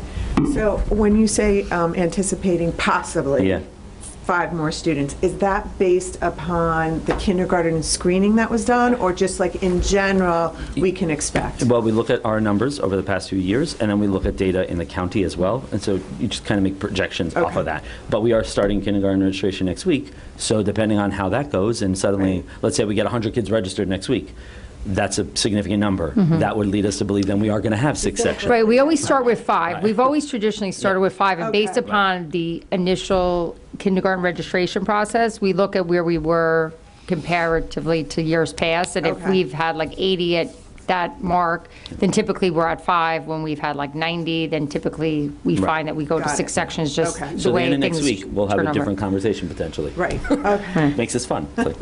So that's why I think it's important that we do have room under the cap right now, because that's something that we may need to consider, and as well as some of the other items that are not, there's a possibility that some of them, they're kind of in priority, so the top have been rolled in. the middle section are things that are stronger possibilities than some of the items on the bottom, And so, based upon what we've learned. And all of this is dictated by the conversations we've had with our building level teams, right? So we've met with all, and our directors, and looking at their needs as they're projecting them today. Again, it could change. So, what are some of the things that we're looking at in terms of potential add-ons to what exists now? So not looking at, some professional development and stuff like that. That's potentially, a one-year thing or a two-year thing. So that doesn't necessarily compound our costs, right? But when you add staff, that compounds our costs because we have to pay them more the next year. We have to pay their health insurance and their retirement. So looking at staffing, some of the additions that are, I think, significant that we should put on the table and everyone to be aware of, we're looking at increasing our guidance counselor at the elementary school. So we have someone there who is now a .2, who is stipend through some Schedule B positions that allows her to be there a little more, but we are suggesting an increase in that staffing for next year for various reasons. Another thing that we're looking at is a math instructional coach, and something that we're looking at targeting our middle school, potentially with a link at the upper elementary grades as well to ensure some, continuity. So that position has been built into the budget for next year. Another thing that we looked at based on conversations we've had in the last few weeks is whether or not we need to add the option for resource room at Hillside. And so we have built in the position, but we are not 100% certain today if we would need the position based on annual reviews, based on conversations with teachers and with the special education team. But we do feel like there's potential that that position would be necessary at Hillside. Yes. It is on here. It is Hillside. Sorry. So that's that. Another thing adding on is, which is significant and links to what Laura shared at the end of her, Laura and Tespa shared at the end of their presentation, is adding mental health staff. So we talked about the counselor at Hillside, but in addition to that, we're also looking at increasing a district psychologist and an additional psychologist, of 1.0. And so that would bring us up to having 6 psychologists in the district? Yes, a total of 6. 4 that are currently assigned to buildings, and then 2 that would be district-wide. Right. And so that really came from this conversation about mental health and how do we service our children, how do we provide service for our children. Not only our classified children who have mandated services, but also our children who are showing up at the nurse's office, who may need an intervention, may need some support for a temporary amount of time. And we want to make sure we have access to the mental health staff to provide that. We also want to make sure that our CPSE meetings or CSE and CPSE meetings are running effectively and overseeing 504s as well. I just want to say that first of all, the mental health, please, I know we spoke about it, but this is kind of, this is not special ed. This is really a K-12. Right. I don't want anyone to think that this is a special education on mental health. This is a K-12 mental health piece. And the other thing is that by adding that additional psychologist, we're taking responsibilities off of our current psychologists, such as running those meetings. So, as Lou had said, we were having to borrow from other schools. This will now they'll have more time to really focus on the crisis and the mental health of all of our students. All students. Okay. So those are, there are other items, as you see, that are listed there. Those are some of the staffing changes, right? And so those are things that we would be mindful of as a community as we look out a year from now, 2 years from now, 3 years from now, and what the financial impact of that would be based on what the needs are. And one of the complex things about special education is that as children go through their journey over the course of a year, when you get ready for an annual review meeting, their needs may change. And so the services they will require may change. And so whether they're in an ICT class versus whether they go to resource room, whether they're in a special class, that can fluctuate from year to year. So we need to be able to meet those needs and revise program based on those needs. That's just one example because that is very much student-driven. So those are some of the bigger items that we have integrated into the budget proposal. You'll see kind of in the middle of the page some other items that are not in the proposal, but very well could need to be in the proposal. Tony, I would just, Go, please. I'm you sorry. also have at the middle school the person who would I be doing didn't have RTI coordinator, as well as they would be AI. There was a need for additional AIS. AIS staff, but And AOK. And AOK, but Right. then there'd also be a .2 RTI coordinator within that full-time position, Right. as well as an increase in PE staffing at the high school to address some very large class sizes they have in PE. So again, that Lou, again, it was, Yeah. and I felt bad because Lou had, been out ill, and we hadn't had a chance, Right, like we haven't- had with the other administrators. We've kind of been able to check it and go back over the budget as we got better numbers and just look at the proposals and then work it back in. So that one, there were some today that different things that maybe the last time we met you hadn't seen up on the included that are now rolled into the budget. Yeah, but I was going to say, that's a good one looking ahead. And I only say that because that was an issue like 4 years ago. And I think it was when our kids were there. And do you remember there was like 100-person gym Right, class, right. and it was awful. Right. And it was so I They think they probably loved it, but. But no, I like that we're looking ahead Right, to try to right, prevent that, because I right. remember, I think that was probably the subject of about 3 high school Right. PTA meetings, the size of that gym class. so. Right, so we were able to, again, after working, we've been able to get all of the proposals up on the top there. I just didn't want to miss any of the staffing ones. Sorry, And like yes. Tony had, also the one with the psychologist, I think Laura had mentioned before, by doing that, the speech person, because she Right. did, who is currently chairing meetings, will be able to provide more speech That's right. services with that hire as well. So it would allow us to distribute our staffing in a way that would best meet our kids' needs. And that's really where a lot of this, not all of it came from, is looking at our student needs and our different building leaders and directors thinking about ways to address those needs. Some creatively with what we have existing, and then some with what if we added this and what would it look like? So those conversations have been quite rich over the last. What's the POC National Convention? A person of color convention that we had a couple of people go to this year and came back with really positive feedback. So we'd like to be able to send a team, earmark some money there to send a couple of people to that conference. Go ahead. I was just going to ask, It's I the see, last one in the first batch. PD. Sorry. under the bottom, we have AIS Math at Hillside 1.0, and then also Hillside Resource Room 1.0. Can you just, those would be 2 separate people? I know that we don't know that Well- we're necessarily budgeting for both, but I guess what's the difference between the 2? Well, they would be theoretically different people, because if we were adding resource room, the primary reason you would add resource room is for special education purposes, right? For IEP-driven services. An AIS math teacher would be to provide math support for kids who are not classified theoretically. Gen ed. Now, that doesn't necessarily mean that you don't have a person that does both, depending on what's going on, right? So that's why it's parceled out separately, but depending on what the needs are, as the teachers and the administrative team go through their CSE reviews, it will shape what that looks like. Okay?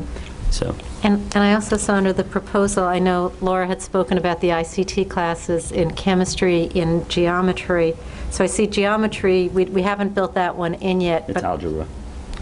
Wait, I see geometry in here? There This is is that- what I'm looking at under the Oh, the that last was category. for Well, that's students who are gifted, and that would be like 7th grade or 8th graders Yes. Oh, taking I'm so- geometry Oh, on the so wait, bottom. So when Laura talked about the ICT They- Chem she and had that within geometry- her current That's built in. staffing. That's already happening? Yeah. Oh, so this is different? Yes. Okay. Yes. Never But, mind. but one I'll be Yeah. like, what's her name, Emily Latello? No, Never but mind. that ICT middle school algebra is something that's different middle than what they were school. speaking about at the high school. I think that was a separate line item. and again, just to show you how fluid the conversation is. Geometry oh, I see, that's for the They're kids who double accelerate. Right, Correct. exactly. So it's a right now, they're different- going up to the high school, I so see. if, Okay. if like the geometry numbers, then it impacts them at the high school, so there was, okay. again, that was something that is something that's out there, like, things are still fluid, I that's why see they're it. on the list, but So I it's think not based ICT, upon I understand. conversations, it was on the, But if you go into the proposal yet. section and you look kind of in the middle of the proposal area, you'll see ICT middle school algebra. That's in the proposal area. That's something that came out of a conversation today. Literally, we're meeting about something else, and suddenly, oh, wait, 8th graders taking algebra. Do any of them need ICT support? And that became a discussion. So we added that today it was not on there because we hadn't had that conversation. And so that is something we're looking at. We're not 100% certain that we need it at this point, but it is something that we're looking at. Right, so you're right, because some of the things in the middle, to me, are more, there's a likelihood some of those could end up being rolled into the budget by the time you see it at the end of February, but people, I think at this, like, as they go along, they need to, like the kindergarten, the additional, those three all are related to kindergarten, because if you bump a section at kindergarten, then you need another aide, but then you may need an increase in specials, because then you'll have six sections in 4 of the levels, which may then require us to increase like PE, math, and art at Hillside. So that's why there's that other. Another thing that recently came up again, weeks ago, we had conversations. This wasn't even a conversation point, but we have had difficulty getting an athletic trainer. Is that what you call it? Athletic trainer? Yes, okay. An athletic trainer has been, they help us take care of our kids when they get hurt during sports. And so we have contracted with Columbia, and typically they provide someone for a few weeks. We haven't been able, they have not been able to provide us someone. That may have almost a significant, well, not, I mean, double the amount that we're necessarily allocated. So we have allocated about 40,000.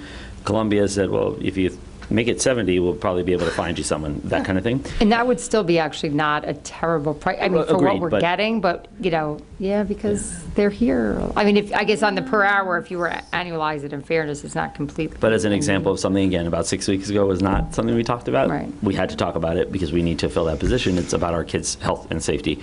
And so that is something we need to be mindful of as we plan for next year. So those are some of the things that you see on there. Another thing that might be important to point out there is, as Maureen touched upon, in the proposal area, the additional kindergarten section. So right now it's sitting in the proposal area because we don't know how many incoming kindergartners we have. We sit here 2 weeks from now, we know that we have 100 kids registered, we're going to have a different conversation, right? And so we would recommend at that point that probably would need to be rolled in because we're anticipating 6 sections.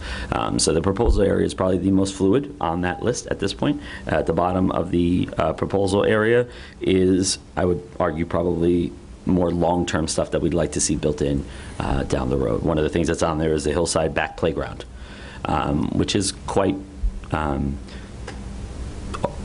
old, and I don't know if that's, you can say that, but it's something that's well used. It is. We were trying to actually get the exact date today because we did speak about putting a potential grant application into the Ed Foundation, but I will say, and I don't want to speak for them exactly, but they are helping right now refurbish our stage at Hillside, and they have quite a bit of money allocated toward that. So they said that you could put it, but that may not happen in a year or two, depending on how much money the stage ends up. But we will put it in just to see. But again, just things to keep your eye on, because I'm not saying it's in dire need, but it is, I think, over 20 years old or something like that. Well, playground equipment is like notoriously expensive. Yeah.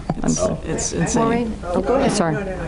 No, it's fine. Go ahead. Okay. That's all the information. I'm not overly concerned, but that is something that was, I guess one of my questions is on the top in terms of proposals. Yep. It says RTI coordinator, AIS staff, AOK staff for a full-time position. And then it also has Jim Wright. Why can't... I'm sorry, it also has... It also has training with Jim Wright. So Jim Wright is going to be doing RTI. So if Jim Wright has been here for 2 years, I guess my question is, like, why... If it feels, I don't know, from the outside, it feels kind of redundant. It really isn't. It is a matter of supporting the training that has been going on, and as I mentioned earlier, really articulating more clearly what it looks like K-12, because it did start in one spot last year. It has been built into this year, and so based on the plan as we looked at it, adding some more PD next year, and if this person as an RTI coordinator is able to oversee that, that's just the middle school. So the RTI coordinator is just for the middle school? That's what that is proposed for, yes. it's a .2 of that position. It's not a district-wide position. It's not a district-wide position. But, And is there an RTI coordinator, I'm sorry, is there an RTI coordinator in the high school and the middle school? there is not an RTI, I don't think so. I mean, the building level, right, RTI, you guys, so right. I guess it begs the question, why would we have an RTI coordinator for just one school? Shouldn't it be overall? Well, that's going to also be part of the job of the Director of Learning and Instruction.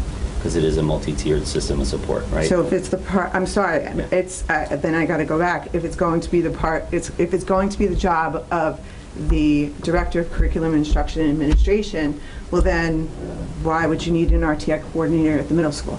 I mean, I can let our middle school team speak on it, sure, to give you more detailed response. You can come on up together, please. Only so we can hear you, not because, yeah, if you don't mind coming up. Oh. Well, it's being recorded though, Yeah, so. if you, come on down. You're the next contestant. It's like Plinko.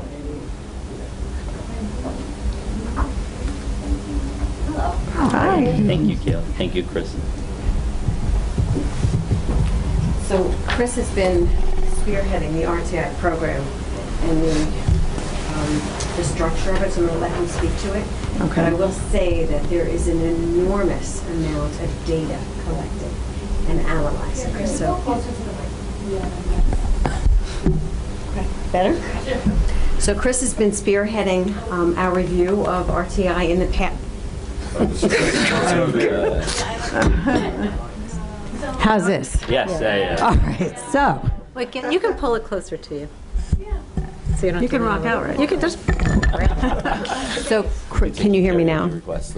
Yeah, I'm gonna just. Fly equals fly. I don't want to repeat. So, the RTI, in the past, we've had academic intervention services. So, because we're reviewing the audit and there is serious emphasis on MTSS and the RTI process, we have been looking at that very seriously. And the more we look at it, and again, I'll let Chris speak to this, the more we recognize that this is huge in order to do it well. So I'm going to let you share what we've been doing. Right, And you'll understand why we need a coordinator. from a lot of the work that we've been doing, there are a lot of pieces to a good MTSS program. It includes looking at different pieces of data. The tiers have different components to it. So a lot of the work we've been doing, a lot of the forms we've been creating and structures we've been creating need someone to kind of like pull it all together.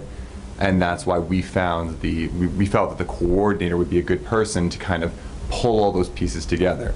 MTSS has a behavioral arm, an academic arm, and within those academic arms there's 3 different tiers. So again, it was kind of a way of making it a comprehensive look at the data. How are you handling it now? We're all taking pieces of it on, and it really is huge. We've had several teachers. We've covered sometimes their classes where they've gone in and they've assessed kids, and then they've pulled them out and decided which tier service they've needed. But we really have not had an RTI program. So the middle school, and middle schools were never required to do RTI. It was always academic intervention services. So this is really a step back from what we've had, putting in a real formalized program. And I think, we haven't discussed this, but I think the RTI coordinator in the middle school is the beginning. And I think to see how it works, because there are so many pieces to it, it's conceivable that the elementary school, and I don't know about the high school, but the elementary school, this may branch into the elementary school and be able to help them out as well. But there needs to be a point person, someone maintaining the data, somebody analyzing it, somebody working with the teachers to understand why kids are coming in, what the different tiers are going to look like, and what the interventions are going to be. Somebody maintaining a resource, an online resource, so teachers can go into that toolkit and identify different strategies that they can use. So it's huge. And just to piggyback on Gail's point, depending on how it evolves and depending on how thoroughly we can implement a systemic approach to RTI, that need may evolve into something else, and it may look different 2 years from now. And RTI is incredibly complex, as I'm sure you know, Christina, from your work in school. For any district I've ever worked with and every district I've ever spoken to, it is incredibly challenging. And things fall through the cracks all the time, unfortunately, even in the best case scenario with 8,000 people overseeing it. And so to really kind of target this and potentially grow it would be wonderful, or target it, put the stuff in place that we need, and then that position may, like I said, evolve into something different, down the road. And we see that person. Yeah. Please. We see that person actually also going into classes and working with teachers, because tier 1 is interventions happening in the classroom. And And our teachers really don't necessarily have all the strategies and don't necessarily have the expertise to understand the kinds of differentiation that needs to go on before it even becomes a tier 2 intervention.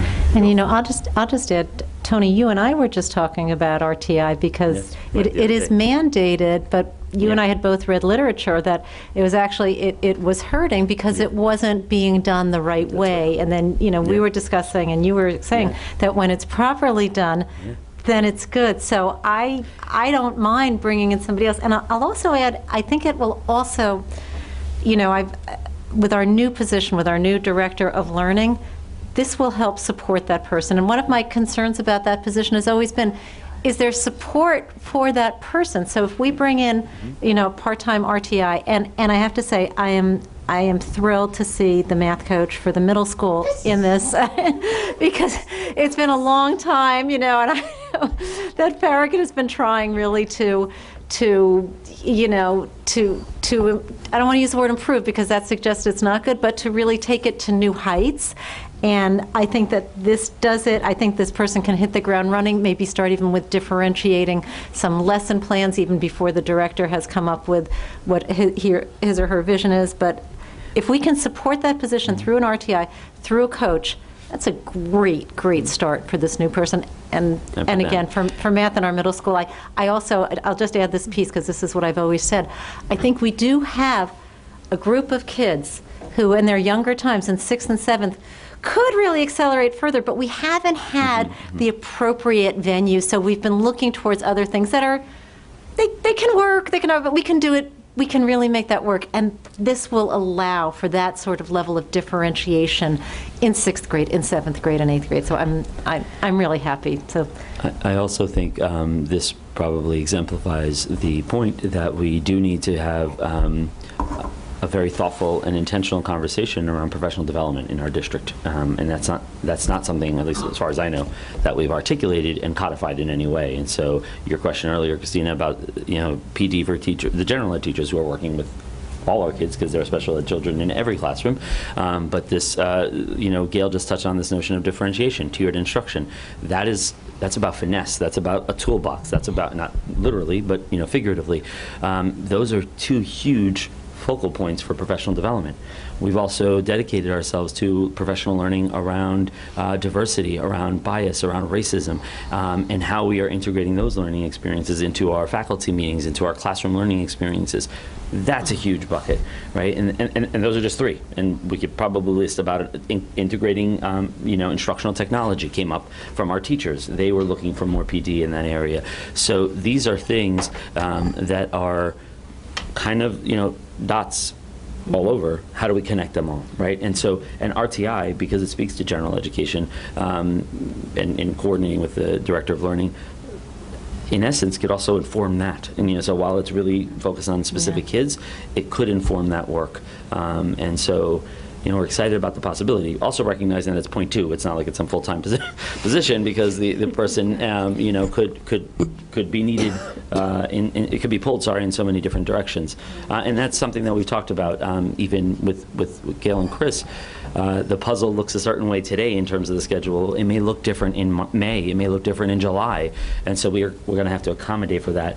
So when we hire for this position, and when the budget is adopted and approved, if we are able to hire for this position, we're looking for a superstar who has probably special ed certification and some general ed certification in literacy, right? So we have a vision for what we see in the person, not the personality, we would find that as well, but what we're looking for credentially speaking. So Maureen, do we have enough money in the budget for PD? Thank you. No, we have, we do have, that's one thing, Tony, as we go through and when we're preparing for the upcoming budget meetings, we have money in there. We'll have to identify, because there's always a certain dollar amount in PD that is earmarked, and then there's some that is there knowing that there will be things that'll come up. This year when we had... and I think being able to articulate a professional development plan, Jody, that speaks to a timeline around PD so they don't become one-day learning events that are then we move on to the next one, but are really sustained and are deep-rooted, and I think are global enough that pedagogically, it doesn't matter if you're teaching kindergarten or if you're teaching 6th grade or if you're teaching 12th grade. But these are skills that we want all our teachers to, and not that they don't have them, but to continue to enhance that skill set. So, Is the year-over-year PD dollars spent, do you see that going up, or is it just redistributed, or? Well, we have, I think, enough. We just, like I said, as we're going through some of the things he had mentioned, that we can make sure that we have enough, just as we work together. But I'm looking people, at right? more I don't think it'll go up. ongoing, Yeah. as a strategy, as a philosophy. Right. I don't think it'll go up necessarily. I think it's just a matter of, and not because we're working within some sort of confines. I think when you're strategic about PD, it really, it should be small and focused, not, while giving people choice, right, and voice in some of that learning. But we haven't really even had a chance to start talking about these things yet. But as a leadership team, we started talking about vision, and we started thinking about what that looks like for where we want to go. And these themes have come up in those conversations. So now it's kind of articulating it. But I don't think it's a matter of increasing money. It's also a matter of capitalizing on the expertise that we'll have internally. I'm hoping that we find a director of learning that can do PD. I'm hoping that a math coach that we hire will be able to do PD. This RTI coordinator might be able to do a little bit of PD. And that doesn't even touch upon the expertise that does exist in our school community already.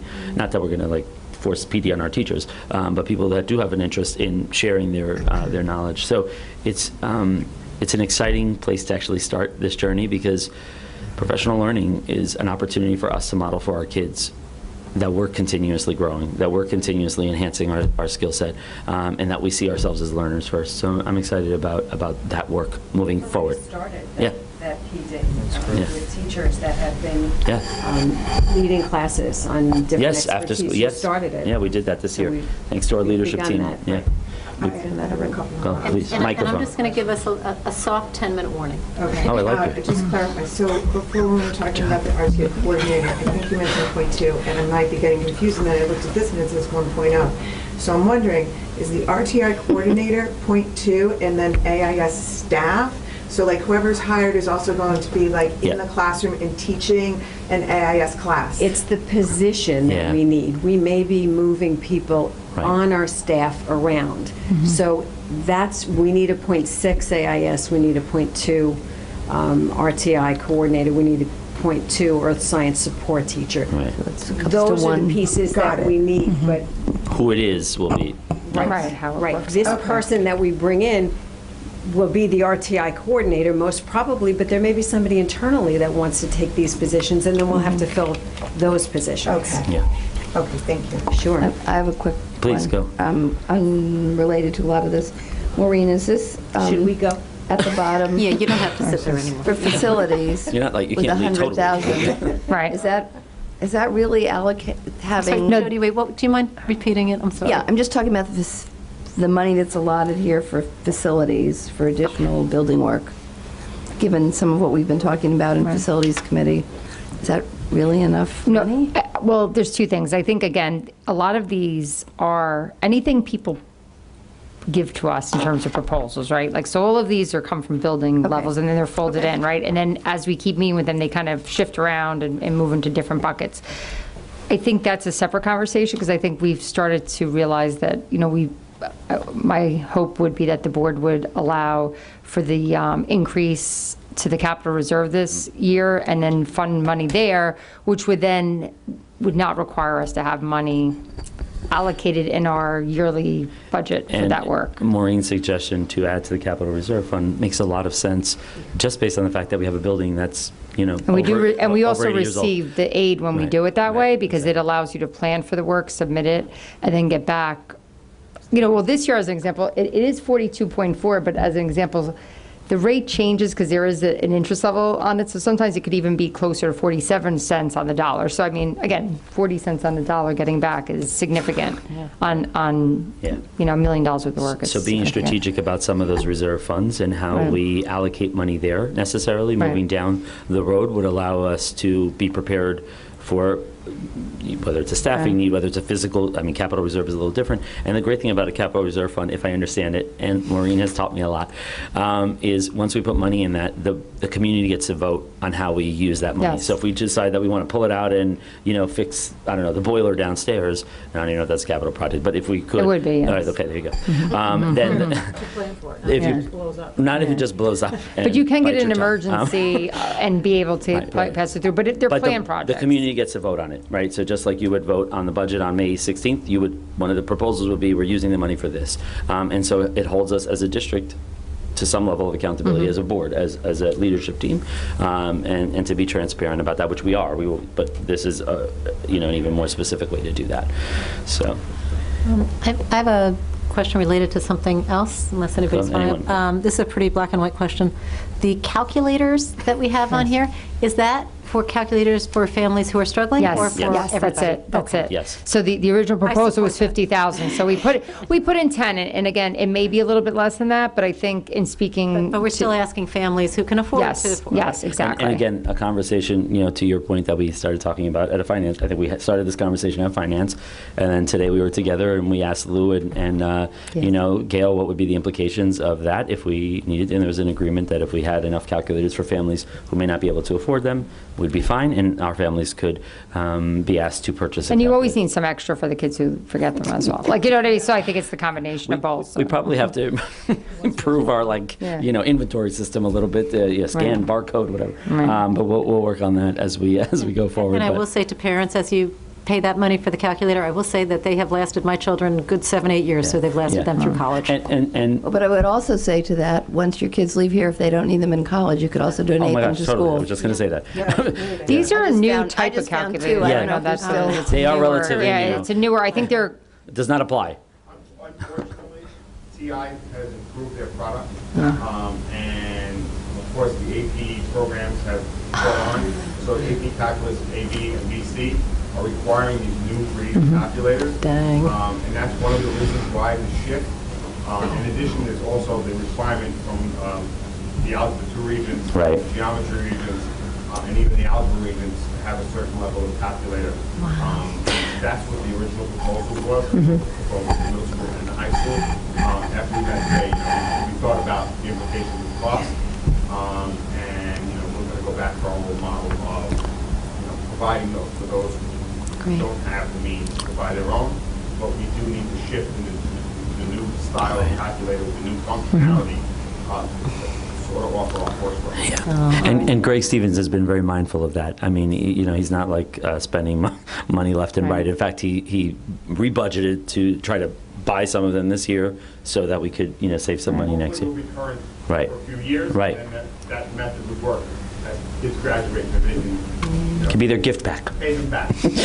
Be nice to a senior. Outgoing. Be nice to a freshman.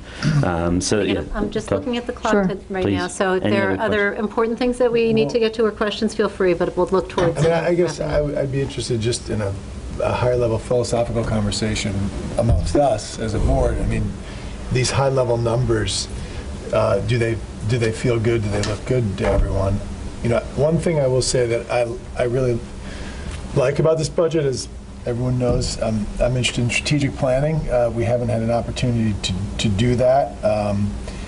But if I were to guess, so one of the things I think about is we're taking on a fair amount of costs that are going to keep going, right, with people. I don't know how this compares to years past as far as, what's that? Big uptick. It's a big uptick in people, Yeah, 5%. right? Right. Well, I mean, this is No. one of the first times we've gotten this growth factor, so I think that's Well, part this of it. is- Right, so you got the growth factor, but we won't get it, and No, it's exactly. an ongoing, Yep. right? So I think that we have to think about that when we think about voting for taking on a fair amount of cost that will go out into the future. So the filter that I'm trying to use in looking at that is, what of these things really connect to what I imagine will be some of the things on the strategic plan when we start doing it? I think, and so I'm encouraged because I think they do, and so I feel more comfortable passing, a 3.75% uptick in the budget, 0.5% or so raise in tax rate, because it's connecting to a lot of the curriculum and learning stuff that we've been talking about for a few years. Supporting special education and integrating that and making that a more inclusive, just strengthening that in a variety of different ways that Laura and Tessa just took us through. SEL, a variety of differentiated, learning topics here. So it doesn't feel one-offy, pet project, a whole bunch of, little things people thought would be really fun and nice to have, but it really feels strategic, and so I'm very encouraged by it. So I just wanted to share that high-level thought and just get other people's thoughts about where the numbers are vetting out. Do you feel good about them? Do you like them? I don't know.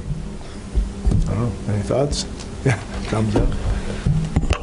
I feel good. I feel that when I look, it looks like we're doing stuff that we've always wanted to do and hoped to do, but when you have a tax cap of 0.6%, there's not much you can do. And we've been really watchful and mindful, and we can credit our longer serving board members. They've kept taxes low, but we have an opportunity to keep taxes in that same range, but really add in more. Add in the special ed supports that wouldn't it have been nice if we always had, to add in specialists to help us look at our curriculum and differentiate it and make it better.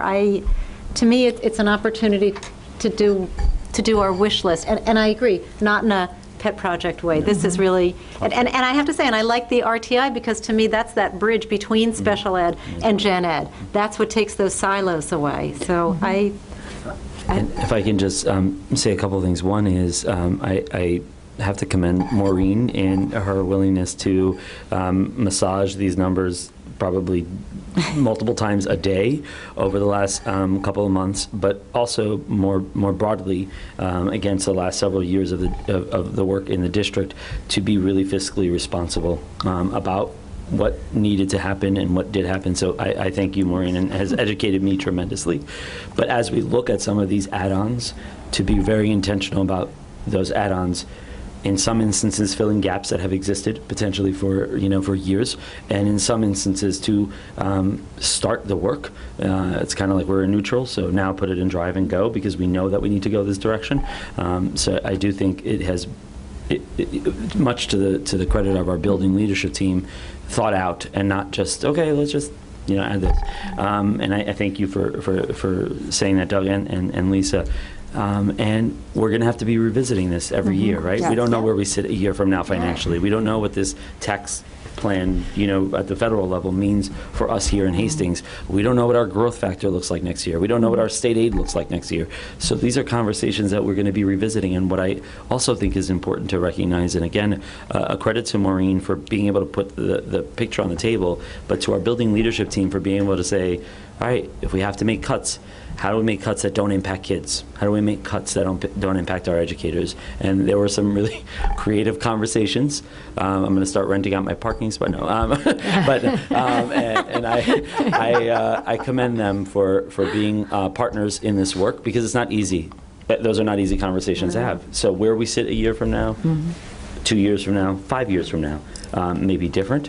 But I also think we'll have a much clearer understanding of what our priorities are, whether it's in a strategic plan, whether it's part of our PD plan, and I think that will allow us to make decisions that we can very easily hang on that vision, hang on that strategic plan, as opposed to trying to connect the dots. The dots will have been connected, and we'll know where our decisions lie and why they lie there. So I think that's really, really important.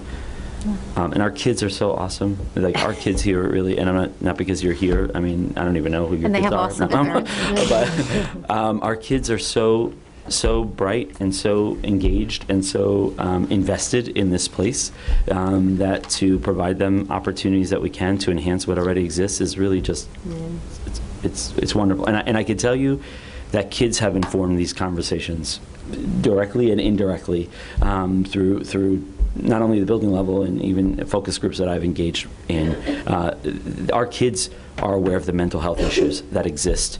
Our kids are aware of the split that happens with kids who can do it and kids who can't do it, and I mean that academically. and so I share that, well, that's where an ICT geometry and an ICT chemistry class comes in. Not to say that a kid sat there and said, we need an ICT class, although a kid did tell me that they needed an ICT class in geometry. And our kids are precocious. They are. And I was like, what's your name? Because you're going to get it. No, you win. No. It's great. It's like Oprah. You get an ICT class. No, but it is something that directly or indirectly they have informed. Like I said, the mental health issues that exist, and they're seeing them themselves. And how do we support our kids within the confines of a space that they feel very safe in? So to the board, thank you for giving us the space to play with this. It has not been an easy process because it just keeps changing. But I do think that I bring up our kids because that has always been where we bring the conversation back, right? Like, how is this going to help our kids? How is this going to benefit our kids? So thank you for being part of that discussion. Awesome. And I'll just give one more round of thanks. Thanks you to our new superintendent for who has never done a budget before, who just dove right in. Thank you to Maureen for the tireless work. Thank you to the board. Thank you to our admin and our teachers. You guys, it takes a village. I realized I forgot to ask about HASP, but I will put that off till the next one because it is quite late. And I think if everybody is settled, we will get the link out to you probably in a couple of days. Yes. Maybe feel free, Wednesday. give us your feedback, and thank you all for coming tonight. Thank you. Thank And you. we to will our get into the administrators. details of everything Yes, in the budget. obviously there'll be a presentation. We are adjourned. Thank Thanks. you.